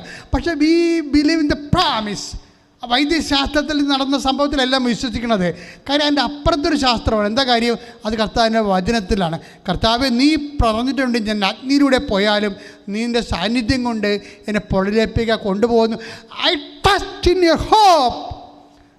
അതായത് ഞാൻ നിന്നോട് വിശ്വസ്തയോടെ. അതാണ് ഹെബ്രായർ 10:23 പരിതമിലൊക്കെ കൂട്ടി വായിക്കേണ്ടതാണ്. അത് ഇങ്ങനെ പറയുമ്പോൾ still I hope in you, still I trust in you എന്നൊക്കെ പറയത്തില്ലേ? എന്തെങ്കിലും ഒരു തകർച്ചയുടെ സമയത്ത് നിന്നുകൊണ്ട് നമ്മൾ കൈ ഉയർത്തിപ്പെടണം. കർത്താവേ, ഇപ്പോഴും ഞാൻ നിന്നെ വിശ്വസിക്കുന്നു, ഇപ്പോഴും ഞാൻ നിന്നെ പ്രത്യാശിക്കുന്നു, ഇപ്പോഴും ഞാൻ നിന്നെ സ്നേഹിക്കുന്നു പറയുമ്പോൾ അറിയാതെ കണ്ണ് തുറന്നു പോകും. കാര്യം കർത്താവ് കണ്ണ് തുറക്കണതാണത്. കുറേ ആൾക്കാരുടെ കണ്ണ് അടച്ചു വെച്ചായിരുന്നില്ല. കൂടെ എമ്മാവൂസ് ശിഷ്യന്മാരുടെ കണ്ണേ കൂടിയിട്ടും കണ്ണടച്ചുകൊണ്ടിരുന്ന പാർട്ടിയുണ്ട്. ഏരിയയൊക്കെ സംഭവിച്ചതാണ്. കർത്താവ് കൂടെ ഉണ്ടായിരുന്നു. പക്ഷേ കണ്ണ് തുറന്നു കിട്ടണ്ടേ? അവന്മാർ നാട് വിട്ടു പോവുകയാണേ. ഏലിയാടെ പോലെ വേറൊരു പാർട്ടിയാണ് എമ്മാവൂസ് ശിഷ്യന്മാർ. ജെസേബിൻ്റെ കണ്ണ് വെട്ടിച്ച് ജെസേബിൻ്റെ ഭീഷണിക്ക് വകപ്പ് ഉണ്ട്. ജെസേബേലിനെ ഏലിയാനെ കൊന്നു കളയാമെന്ന് പറഞ്ഞപ്പോൾ ജെസേബിൻ്റെ വായ്ത്തലയിൽ നിന്ന് ജീവനും കൊണ്ട് ഓടി രക്ഷപ്പെടുന്ന ആളാണ് ഏലിയ. അതുതന്നെയാണ് കർത്താവിനെ കൊന്നവരെ ഞങ്ങളെയും കൊല്ലുമെന്നും പറഞ്ഞുകൊണ്ട് ജെറുസലേമിൽ നിന്ന് എമ്മാവൂസിലേക്ക് ഓടി രക്ഷപ്പെട്ട ആളാണ് എമ്മാവൂസ് ശിഷ്യന്മാർ. 2 അണ്ണന്മാരുടെയും കണ്ണ് ആ സമയത്ത് അടഞ്ഞു വെച്ചിരിക്കുകയായിരുന്നു. അതുകൊണ്ടാണ് അഗ്നിയിൽ കർത്താവില്ലെന്ന് പറയണത്. അത് തന്നെയല്ലേ എമ്മാവൂസ് ശിഷ്യന്മാർ പറയണത്. കർത്താവ് തിരിച്ചറിഞ്ഞില്ല. പിന്നെ എന്ത് ചെയ്ത്? പിന്നെ എന്നാ ചെയ്തിരിക്കണത്? 24:31 വായിച്ചോളൂ. അവരോടൊപ്പം ഭക്ഷണത്തിലിരുന്നപ്പോൾ അവൻ അപ്പമെടുത്ത് ആശീർവദിച്ച് മുറിച്ച് അവർക്ക് കൊടുത്തു. അപ്പോൾ കർത്താവ് ആശീർവദിച്ചു, മുറിച്ചു. അപ്പം എന്ത് സംഭവിച്ചു? അപ്പോൾ അവരുടെ കണ്ണ് തുറക്കപ്പെട്ടു. അവർ അവനെ തിരിച്ചറിഞ്ഞു. അതായത് ഇതൊരു കണ്ണ് തുറക്കുന്നൊരു പരിപാടിയാണ്. കർത്താവ് കൂടെ ഇല്ലാഞ്ഞിട്ടല്ല, ആന്തരിക നേത്രങ്ങൾ അടഞ്ഞു കിടന്നിട്ടാണ് ദൈവത്തിൻ്റെ സാന്നിധ്യത്തെ പ്രസൻസ് ഓഫ് ഗോഡ് ഫീൽ ചെയ്യാത്തത്. എനിക്ക് അജയുടെ സാക്ഷ്യം ഞാൻ ശരിക്കും വിലമതിക്കുന്നതിൻ്റെ കാരണം അവരിത് പറഞ്ഞതുകൊണ്ടാണ്. അതായത് എനിക്കിങ്ങനെ പരാജയപ്പെട്ട് പോയിട്ടും എനിക്ക് ഫീൽ ചെയ്തില്ല എന്ന് പറഞ്ഞില്ലേ? എന്നിട്ട് എൻ്റെ ഹൃദയം മാതാവിൻ്റെ ഹൃദയം പോലെ ആയിപ്പോയി എന്ന് പറഞ്ഞു. ഉടമ്പടി എടുക്കുന്നവരുടെ ഹൃദയം എല്ലാം മാതാവിൻ്റെ ഹൃദയം പോലെ ആകുമെന്നാണ് മനുഷ്യൻ അവസാനം പറഞ്ഞത്. എന്നിട്ട് അവസാനം എന്താ പറഞ്ഞു വെച്ച് കഴിഞ്ഞാൽ, ഉടമ്പടി നമ്മളെ അരയോളം വെള്ളത്തിൽ അതുപോലെ തലക്ക് മുകളിലൂടെ മുങ്ങിക്കളഞ്ഞിട്ട് നിത്യത വരെ നമ്മൾ എത്തിക്കുന്ന പ്രാർത്ഥന ഉടമ്പടി എന്നൊക്കെയാണ് പറഞ്ഞത്. ഭയങ്കര സാക്ഷ്യമായിപ്പോയത്. അത് വായിക്കുന്തോറും നമുക്ക് ശരിക്കും അഭിഷേകം നിറയും. കാര്യം ചെറുപ്പക്കാരനല്ല എന്ന് പറയണത്, അത് വലിയ കരിസ്മാറ്റിക് പൊള്ളിയൊന്നും അല്ലത്. ഏതെങ്കിലും സ്ഥലത്ത് പോയിട്ട് ഏതെങ്കിലും ഒരു ഗ്രൂപ്പിൽ പ്രവർത്തിച്ച ജീസസ് യൂത്ത് പോലെ പ്രവർത്തിച്ചിട്ട് അങ്ങനെ വന്ന ആളല്ല. ഒരു പഠനമില്ലാതെ ഒരു ഉടമ്പടിയുടെ സ്പിരിച്വാലിറ്റി മാത്രം, ഉടമ്പടി സ്പിരിച്വാലിറ്റിയിൽ മാത്രം വിശ്വസിച്ച് ആ മനുഷ്യൻ ആധ്യാത്മിക സഞ്ചാരം നടത്തിയതാണ്. കാര്യം ആ മനുഷ്യൻ പറയുന്നുണ്ട്, അജയ് പറയുന്നുണ്ട്, കർത്താവേ എനിക്ക് ജോലിയില്ല കേട്ടോ കർത്താവേ എന്ന് പറയും. എനിക്ക് ജോലിയില്ല കേട്ടോ കർത്താവേ, എനിക്ക് ജോലി വേണം എന്ന് പറയും. എന്നിട്ട് ജോലി വേണമെന്ന് ഇയാളെ മനുഷ്യൻ എന്താ ചെയ്യണമെന്ന് അറിയാമോ? അത് ഭയങ്കര രസമാണ്. ഇയാൾ ഇവിടുത്തെ ഒരു സാക്ഷ്യം വായിക്കും. അത് ഉടമ്പടിയാണ്. ഉടമ്പടി ഒരു സാക്ഷി എഴുതിയിട്ടുണ്ട്. എന്താ സാക്ഷി എഴുതിയിരിക്കുന്നത്? നിന്നെ നിന്നെ ഒരു വിഷയത്തിൽ കർത്താവ് അനുഗ്രഹിക്കാൻ തുടങ്ങിയാൽ ആ വിഷയത്തിലൂടെ തന്നെ പിന്നെ അനുഗ്രഹിച്ചുകൊണ്ടേയിരിക്കും. അതൊരു സഹോദരി ഇവിടെ വന്ന് സാക്ഷ്യം പറഞ്ഞ ദൈവാനുഭവമാണ്. ഞാനത് ക്യാപ്ഷനായിട്ടിട്ടുണ്ട് തമ്പിലേ. നിന്നെ ഒരു വിഷയത്തെ കർത്താവ് അനുഗ്രഹിക്കാൻ തുടങ്ങിയാൽ ആ വിഷയത്തെ നിന്നെ പിന്നെയും അനുഗ്രഹിച്ചുകൊണ്ടിരിക്കും. അപ്പം അജയ് ആ സാക്ഷ്യം നേരത്തെ പറഞ്ഞിട്ടുണ്ടോ? എന്താ കാര്യം? കിണറ്റിലെ വെള്ളം പറ്റിപ്പോയി. അപ്പോൾ 7 പ്രാവശ്യം ഈ മനുഷ്യൻ ജെറിക്കോ പ്രാർത്ഥന നടത്തി. 7ാമത്തെ പ്രാവശ്യം മേഘവിസ്ഫോടനം ഉണ്ടായെന്നാണ്. മേഘവിസ്ഫോടനം. അപ്പോൾ അദ്ദേഹം അതായത് പിന്നെ നിർത്താത്ത മഴ, ഒരിക്കലും കിണറ്റിൽ വെള്ളം പറ്റി പോയിട്ടില്ല. അപ്പോൾ അദ്ദേഹം പറഞ്ഞു, ദൈവം എന്നെ ആ വഴിക്കാണല്ലോ അനുഗ്രഹിച്ചത്. കൃപാസനത്തിൻ്റെ ഒക്ടോബർ മാസത്തെ ശുശ്രൂഷയുടെ കൂടെയാണ് പുള്ളി അദ്ദേഹം ലോകത്തിലുള്ള എല്ലാ ആഗോള ജെറിക്കോ പ്രാർത്ഥന ഉണ്ടായിരുന്നു. ആ സമയം സംഭവിച്ചതാണ്. അദ്ദേഹം നമ്മളിവിടെ ജെറിക്കോ പ്രാർത്ഥന നടത്തും, അജയ് വീട്ടിൽ ജെറിക്കോ പ്രാർത്ഥന നടത്തും. അങ്ങനെ 400 ജെറിക്കോ പ്രാർത്ഥനയുടെ വീഡിയോ ആണ് നമുക്ക് അയച്ചു തന്നിരിക്കുന്നത് ആൾക്കാരെ. അതിലൊന്ന് അജയുടെ ആണ്. എന്ത് പ്രശ്നം വെച്ച് കഴിഞ്ഞാൽ, അതുകൊണ്ട് വീണ്ടും അജയ് എന്ത് ചെയ്ത്, കർത്താവ് ഞാൻ ഏത് രാജ്യത്താണ് പോകേണ്ടത് എന്ന് പറഞ്ഞാൽ അദ്ദേഹം ഒരു സ്റ്റൂൾ എടുത്തിട്ട് നമ്മളിവിടെ ചെയ്ത പോലെ തന്നെ ഒരു സ്റ്റൂളിൽ വേൾഡ് മാപ്പ് എടുത്ത് വെക്കും. വേൾഡ് മാപ്പ്, ഭൂഗോളത്തിൻ്റെ പടം എടുത്ത് വെക്കും.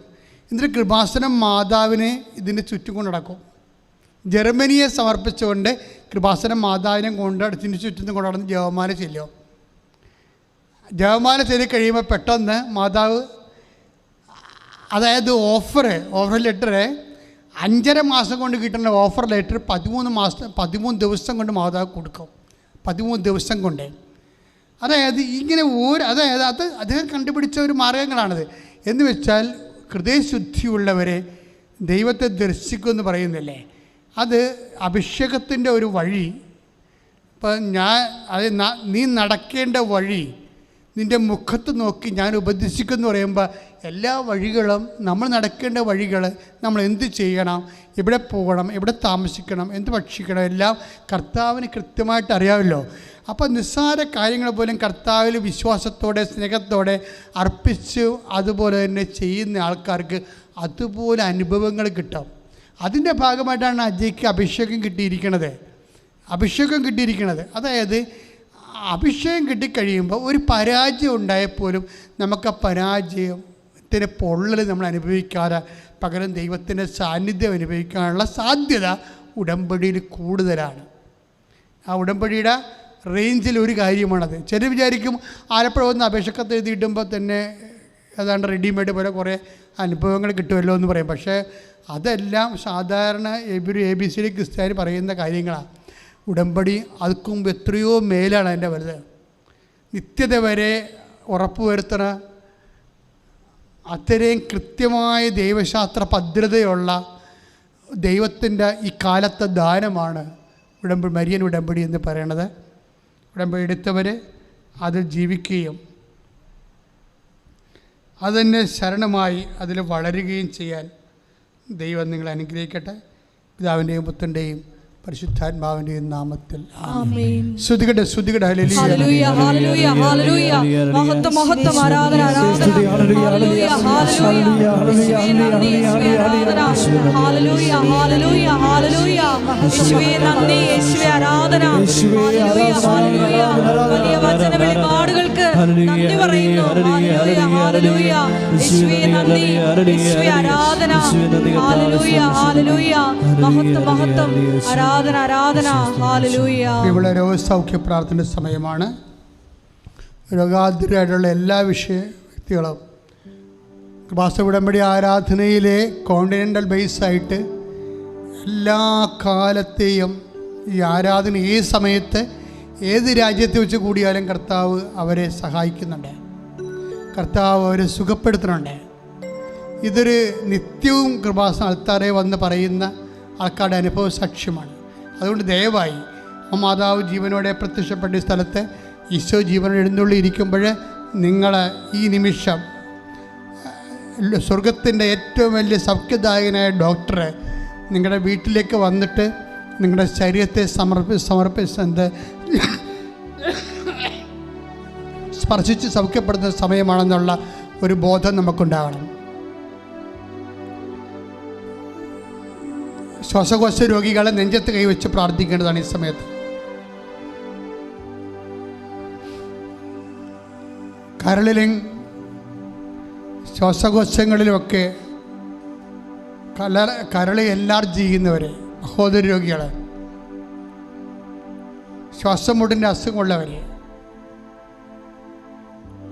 ഹൃദയത്തിൽ വേണ്ടത്ര ഓക്സിജൻ കിട്ടാത്തവർ, അതിൻ്റെ പേരിൽ ഉറക്കം നഷ്ടപ്പെടുന്നവരെ ഒക്കെ നെഞ്ചത്ത് കൈവച്ച് പ്രാർത്ഥിക്കുമ്പോൾ ഇപ്പോഴും പരിശുദ്ധമ്മ നിങ്ങൾക്ക് വേണ്ടി മധ്യസ്ഥം വഹിക്കണമെന്ന്. തൈറോയ്ഡ് രോഗികൾ തൊണ്ടയിൽ കൈവച്ച് പ്രാർത്ഥിക്കേണ്ടതാണ്. ടോൺസൈറ്റ് രോഗികളും സ്പോണ്ടിലോസിസ് രോഗികളും കഴുത്തിൽ കൈവച്ച് പ്രാർത്ഥിക്കേണ്ടതാണ്. ശിരസിൻ്റെ അസുഖമുള്ളവരെ, തലവേദന വിട്ടുമാറാത്തവർ നെറ്റിയിൽ കൈവച്ചുകൊണ്ട് പ്രാർത്ഥിക്കേണ്ടതാണ്.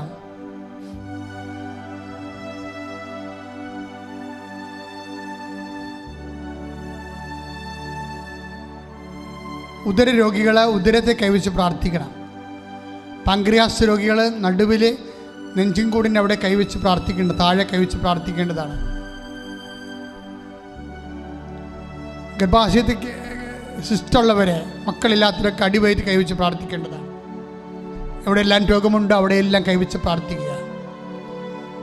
എപ്പോഴും ജീവനോടെ കൃപാസനത്തെ പ്രത്യക്ഷപ്പെട്ട് ദുരന്തമുണ്ടാകാൻ നമ്മൾ പ്രാർത്ഥിക്കണമെന്ന് ആവശ്യപ്പെട്ട പരിശുദ്ധ നമ്മുടെ പ്രത്യക്ഷീകരണത്തെ അനുസ്മരിച്ചുകൊണ്ട് ജീവനോടെ ജ്വലിച്ചു എഴുന്നള്ളി നിൽക്കുന്ന ദിവ്യകാരുണ്യത്തിന് തിരുസന്നിധിയിൽ ഈ ലോകത്തുള്ള മുഴുവൻ രോഗങ്ങൾ, ആരെല്ലാം ഈ ഓൺലൈനിൽ പ്രാർത്ഥന കൂടുന്നുണ്ടോ അവിടെ വീട്ടിലുള്ള മുഴുവൻ രോഗങ്ങളെ, നിങ്ങളുടെ രോഗങ്ങൾ മാത്രമല്ല, ആരെല്ലാം രോഗസൗഖ്യത്തിനായി നിങ്ങളോട് യാചിച്ച് പ്രാർത്ഥിച്ചിട്ടുണ്ടോ, ആരെല്ലാം ഞങ്ങൾക്ക് വേണ്ടി പ്രാർത്ഥിക്കണമെന്ന് ആവശ്യപ്പെട്ടു അവരെല്ലാം ഓർക്കുക. അടിപ്പിടർ പോലെ വൈദാഘാത ദൈവികമായ ശക്തി നിങ്ങളെയൊക്കെ ആവശ്യിക്കുന്ന വലിയ സമയമാണ്. കർത്താവെ ഞാൻ പ്രാർത്ഥിക്കുന്നു, കർത്താവെ നിൻ്റെ വിശുദ്ധ പൗരോഹിത്യത്തെ ഇപ്പോൾ മഹത്വപ്പെടുത്തണമേ. കർത്താവെ സഭയിലുള്ള നിന്റെ സാന്നിധ്യം പ്രകടമാക്കണമേ. അമ്മേ പരിശുദ്ധമ്മ ദേവമാതാവെ, ആരെല്ലാം ശരീരത്തിൽ കൈവച്ച് പ്രാർത്ഥിക്കുന്നുണ്ടോ, അസ്ഥികളിലെ അസ്ഥിക്കുഴകളിൽ രക്തഞരമ്പുകൾ ശരീരകോശങ്ങളെല്ലാം കർത്താവ് രക്തം നിറയട്ടെ. എൻ്റെ കർത്താവിന് ഉന്നതമായ നാമത്തിൽ ആന്തരിക അവയവങ്ങൾ കർത്താവ് മൾട്ടി ഓർഗൻസിന് പോലും കർത്താവ് രോഗം വന്നിട്ടുള്ളവരെ അങ്ങ് സ്പർശിക്കണേ പ്രാർത്ഥിക്കുന്നത്. ഉള്ളംകാൽ ഉച്ചുവരെ കർത്താവിൻ്റെ രക്തം നിറയട്ടെ, ഉള്ളംകാൽ ഉച്ചുവരെ കർത്താവിൻ്റെ രക്തം നിറയട്ടെ. എൻ്റെ കർത്താവിന് ഉന്നതമായ നാമത്തിൽ സഭയുടെ അധികാരത്തിൽ കുരിശിൻ്റെ അടയാളത്തിൽ ദൈവശക്തി കൃപാസ്ഥാനത്താറെ ജീവനോടെ പ്രത്യക്ഷയുടെ പരിശുദ്ധയുടെ മധ്യസ്ഥത്തിൽ 36 കൊല്ലം ഞാൻ അർപ്പിച്ച പരിശുദ്ധ കൃപാന്റെ ശക്തികൾ മാർഗ രോഗങ്ങൾ വ്യാധികൾ മാറിപ്പോകട്ടെ. ശ്രദ്ധിക്കട്ടെ.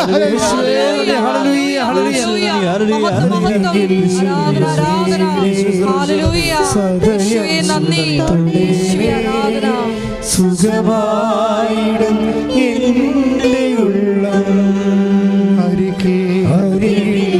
വരേണേ, സദയം തൊഴേണേ, സുഖമായിടും എൻ്റെ ഉള്ളം. പ്രിയമുള്ളവരെ, ജോലിയില്ലാത്തവരെ പ്രാർത്ഥിക്കാൻ പോകുന്ന വിഷയങ്ങളാണ്. നിങ്ങൾ ഉടമ്പടി വെച്ചിരിക്കുന്ന ഓരോ വിഷയങ്ങൾ ഇപ്പോൾ ഓർക്കേണ്ടതാണ്. ജോലി നഷ്ടപ്പെടാൻ പോകുന്നവരെ, നഷ്ടപ്പെട്ടവരെ, ജോലി അന്വേഷിക്കുന്നവരെ, ഓരോ പരീക്ഷകൾ എഴുതാൻ പോകുന്നവർ, എഴുതി കഴിഞ്ഞവർ, റിസൾട്ട് പ്രതീക്ഷിക്കുന്നവരെ എല്ലാവരെയും അച്ഛൻ ഓർത്ത് പ്രാർത്ഥിക്കുന്നു. പ്രൈവറ്റ് പാർട്ടിലൊക്കെ രോഗങ്ങളുള്ളവരെ, മാരക രോഗങ്ങളുള്ളവരെ കർത്താവ് സുഖപ്പെടുന്ന സന്ദേശമുണ്ട്. ഇടത് കാലിന് കാൽമുട്ടിന് കാല് സ്റ്റൂളേ ഇരിക്കുകയാണ്, അനങ്ങാൻ പാടില്ല. പ്രാഥമികമായ കാര്യങ്ങൾ ചെയ്യാൻ പോലും ഇരിക്കേണ്ടി വരുന്നു, എഴുന്നേക്കാൻ പറ്റുന്നില്ല. അങ്ങനെയുള്ള വ്യക്തിയെ, സ്ത്രീയെ, സഹോദരിയെ കാണിക്കുന്നത് അധികം വയസ്സൊന്നുമില്ല, 10-37 വയസ്സ് പോലും ഇല്ല. ആ വ്യക്തിയെ കർത്താവ് സൗഖ്യപ്പെടുത്തിക്കൊണ്ടിരിക്കുന്ന കർത്താവ് ഈ നിമിഷം കർത്താവിൻ്റെ തിരുസന്നിധിയിൽ വലിയ ദൈവകൃപ അമ്മ ജീവനോടെ നമുക്ക് വേണ്ടി മധ്യസ്ഥം വഹിക്കുന്ന സമയത്ത് നടുവലിന് വേദനയുള്ളവർ നടുവലിൽ സ്പർശിച്ച് പ്രാർത്ഥിക്കേണ്ടതാണ്. കിഡ്നി വേദനക്കാർ അവിടെ തന്നെ കൈവച്ച് പ്രാർത്ഥിക്കേണ്ടതാണ്. കർത്താവെ, മക്കൾ പഠിക്കാത്തവരുണ്ടെങ്കിൽ അവരെ സമർപ്പിച്ച് പ്രാർത്ഥിക്കുക. തെറ്റായ പ്രണയബന്ധങ്ങൾ അകപ്പെട്ടവരെ സമർപ്പിച്ച് പ്രാർത്ഥിക്കുക. അതുപോലെ തന്നെ കുടുംബത്തിൽ സമാധാനമില്ലാത്തൊരു കേസുകൾ അകപ്പെട്ടവരെ, കേസിലകപ്പെട്ടവർ, അതിർത്തി തർക്കങ്ങളുള്ളവരെ സമർപ്പിച്ച് പ്രാർത്ഥിക്കുക. പല വൈരാഗ്യങ്ങളും ഭീഷണിയിൽ അകപ്പെട്ടിട്ട് മനസ്സ് സമാധാനം നഷ്ടപ്പെട്ടവർ ഇപ്പോൾ പരിശുദ്ധ ദേവമാതാവിനെ ഞാൻ സമർപ്പിച്ച് പ്രാർത്ഥിക്കുന്നു. വിദേശ രാജ്യങ്ങളിൽ പോകാൻ ആഗ്രഹിക്കുന്നവർ, അതിനുവേണ്ടിയുള്ള പ്രോസസ്സിങ് നടക്കുന്നവർ, തിരിച്ചു വരാൻ ആഗ്രഹിക്കുന്നവർ എല്ലാവരെയും സമർപ്പിച്ച് പ്രാർത്ഥിക്കുന്നു. വിദേശത്ത് താമസിക്കുന്ന വ്യക്തികളുണ്ട്, അവർ വ്യത്യസ്തങ്ങളായ വിഷയങ്ങളിൽ സാധാരണ നാട്ടിൽ താമസിക്കുന്നവരെക്കാൾ കൂടുതൽ വേദനയും പരിഭവങ്ങളും പ്രയാസങ്ങളും മക്കളിൽ നിന്നുള്ള ഞെരുക്കങ്ങളും സങ്കടങ്ങളും അവരനുഭവിക്കുന്നുണ്ട്. അവിടെ എല്ലാം മക്കൾ, ജീവിത പങ്കാളികൾ അവരെല്ലാം ഓർത്ത് പ്രാർത്ഥിക്കുന്നു. ഇപ്പോൾ പ്രാർത്ഥിക്കുന്നു, കർത്താവെ, ഇപ്പോഴും കർത്താവ് അനേകം മക്കൾ NRIയിൽ കർത്താവ് ഉടമ്പടി എടുത്തു പോയിട്ടുണ്ട്. അവിടെ കുടുംബനാഥന്മാർ സമർപ്പിക്കുന്നു, മക്കൾ സമർപ്പിക്കുന്നു, അവിടെ ജോലി സമർപ്പിക്കുന്നു, അവിടെ വീടിൻ്റെ ഷിഫ്റ്റിങ്ങിന് സമർപ്പിക്കുന്നു, വീട് വാങ്ങിക്കുന്ന സമർപ്പിക്കുന്നു, വീട് വിൽക്കുന്നതിന് സമർപ്പിക്കുന്നു. കർത്താവ്, അവിടെ പല PR പ്രശ്നങ്ങളെ കർത്താവ് സമർപ്പിച്ച് പ്രാർത്ഥിക്കുന്നു. എനിക്ക് കർത്താവ് വിവാഹത്തെ സംബന്ധിച്ച് പ്രാർത്ഥിക്കുന്നു. കർത്താവ്, മക്കളില്ലാത്തവരുടെ വേദനകളെ സംബന്ധിച്ച് പ്രാർത്ഥിക്കുന്നു. എൻ്റെ കർത്താവിൻ്റെ ഉന്നതമായ നാമത്തിൽ സഭയുടെ അധികാരത്തെ കുറിച്ചിൻ്റെ അടയാളം ദൈവശക്തിയാൽ നിങ്ങളുടെ ജീവിത ദുരിതങ്ങളെ യേശുവിൻ്റെ നാമം നീങ്ങിപ്പോകട്ടെന്ന് മാതാവിൻ്റെ മധ്യസ്ഥത കൽപ്പിക്കുന്നു. ശ്രുതിക്കട്ടെ.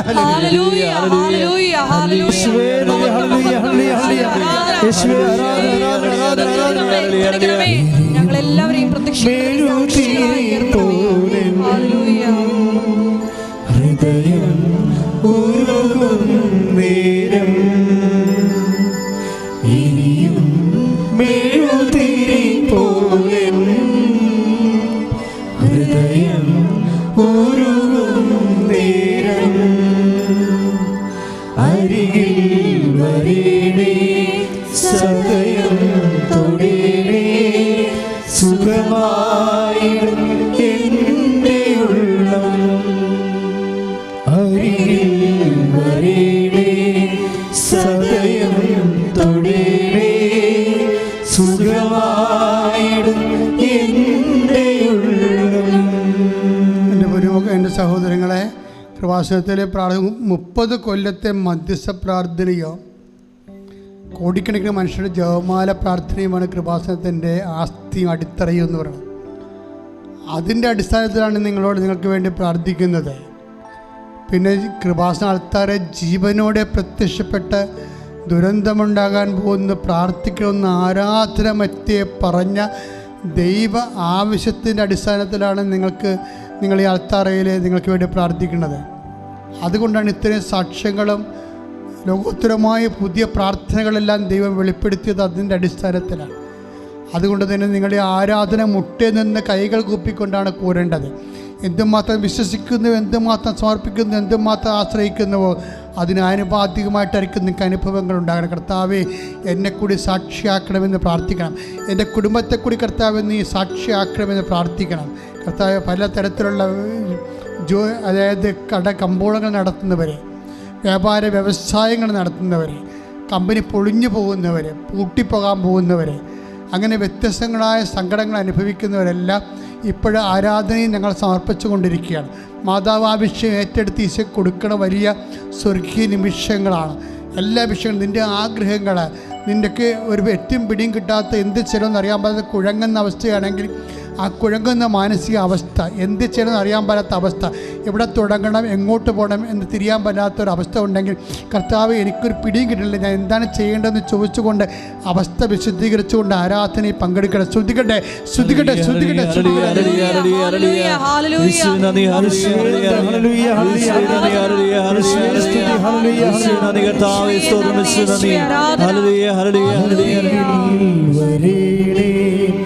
സദയം തൊടേണേ സുഖമായിടും എൻ്റെ ഉള്ളം അരികിൽ വരേണേ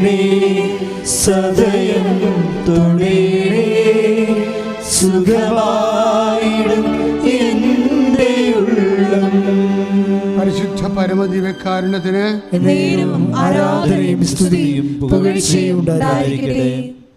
ഒരു നിമിഷം മൗനമായി പ്രാർത്ഥിക്കേണ്ട സമയമാണ്. ഒരു മരുന്നും പിടിക്കാത്ത ബോഡി ഉണ്ടെങ്കിൽ സമർപ്പിച്ച് പ്രാർത്ഥിക്കട്ടെ. മാതാവ് ആ ബോഡിയെ ഇപ്പോൾ സ്പർശിക്കാം. കൃപാസനത്താരെ ജീവനോട് എഴുന്നള്ളി വസിച്ചുകൊണ്ട് ആയിരക്കണക്കിന് മനുഷ്യന്മാർക്ക് ജീവനും ജീവിതവും കൊടുത്തിട്ടുള്ള പരിശുദ്ധ അമ്മയുടെ മാധ്യശക്തി ഇന്ന് നിൻ്റെ കുടുംബത്തെ ഈ ആരാധനയുടെ യെശയ്യാൻ്റെ കൂടെ സന്ദർശിക്കുന്നു. കാനായിലെ കല്യാണ വീട്ടിൽ കർത്താവ് അമ്മയും ഒരുമിച്ചുണ്ടായിരുന്ന ആ മഹാത്ഭുതത്തിൻ്റെ വലിയ അനുഭവങ്ങളിലേക്കാണ് നടക്കാൻ വേണ്ടി നിൻ്റെ കുടുംബത്തെ സമർപ്പിക്കുക, കുഞ്ഞുങ്ങളെ സമർപ്പിക്കുക, ജീവിത പങ്കാളിയെ സമർപ്പിക്കുക. തകരാൻ പോകുന്ന കുടുംബങ്ങൾ, തകർന്നുകൊണ്ടിരിക്കുന്ന കുടുംബങ്ങൾ, തകർന്ന് കഴിഞ്ഞ കുടുംബങ്ങൾ, ഇങ്ങനെയുള്ള കുടുംബ ബന്ധങ്ങളെല്ലാം സമർപ്പിച്ച് പ്രാർത്ഥിക്കർത്താവ് ശ്രദ്ധിക്കട്ടെ. കർത്താവ് ഞാൻ കർത്താവ് എല്ലാ കുടുംബങ്ങളെയും സമർപ്പിച്ച് പ്രാർത്ഥിക്കുന്ന കർത്താവ് ഇപ്പോൾ കണ്ണുനീരോട് കൂടി അങ്ങനെ തിരിച്ചനെ പ്രാർത്ഥിച്ചെടുക്കുന്ന കുടുംബങ്ങളുടെ മേൽ കർത്താവിൻ്റെ വലിയ ശക്തി കർത്താവ് ആൾക്കാരെ വന്ന് സാക്ഷ്യം പറയാൻ വേണ്ടി മാത്രം ഇന്നത്തെ ദിവസം അനുസ്മരണീയ അനുഭവം അഭിഷേകമാകാൻ യേശുവിന്റെ കൃപ ചൊരിയട്ടെ. ശ്രദ്ധിക്കട്ടെ.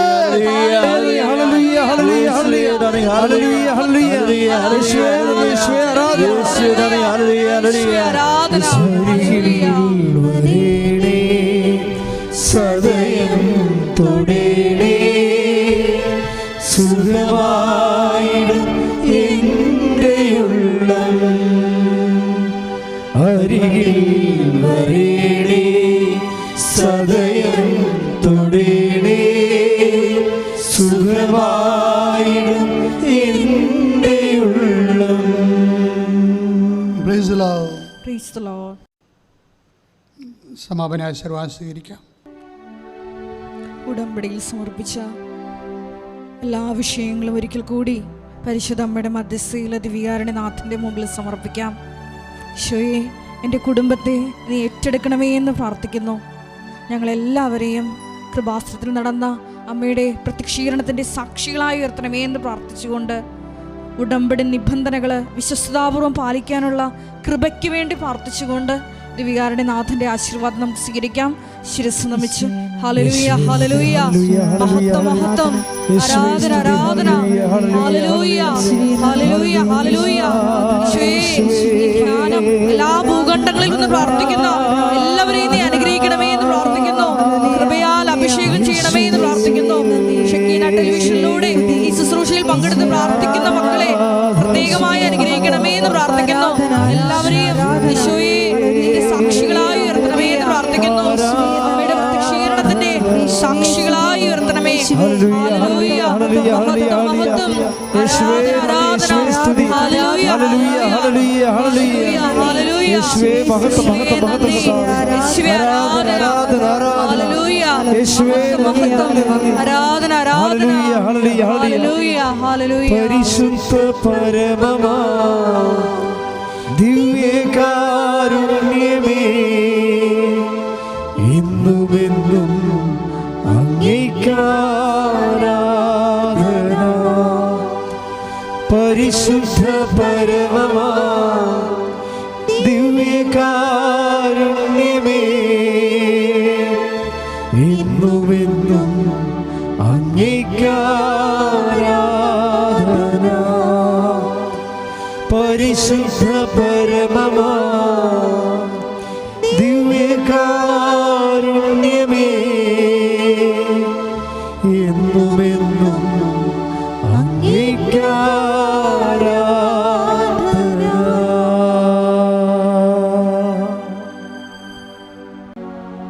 ആവേ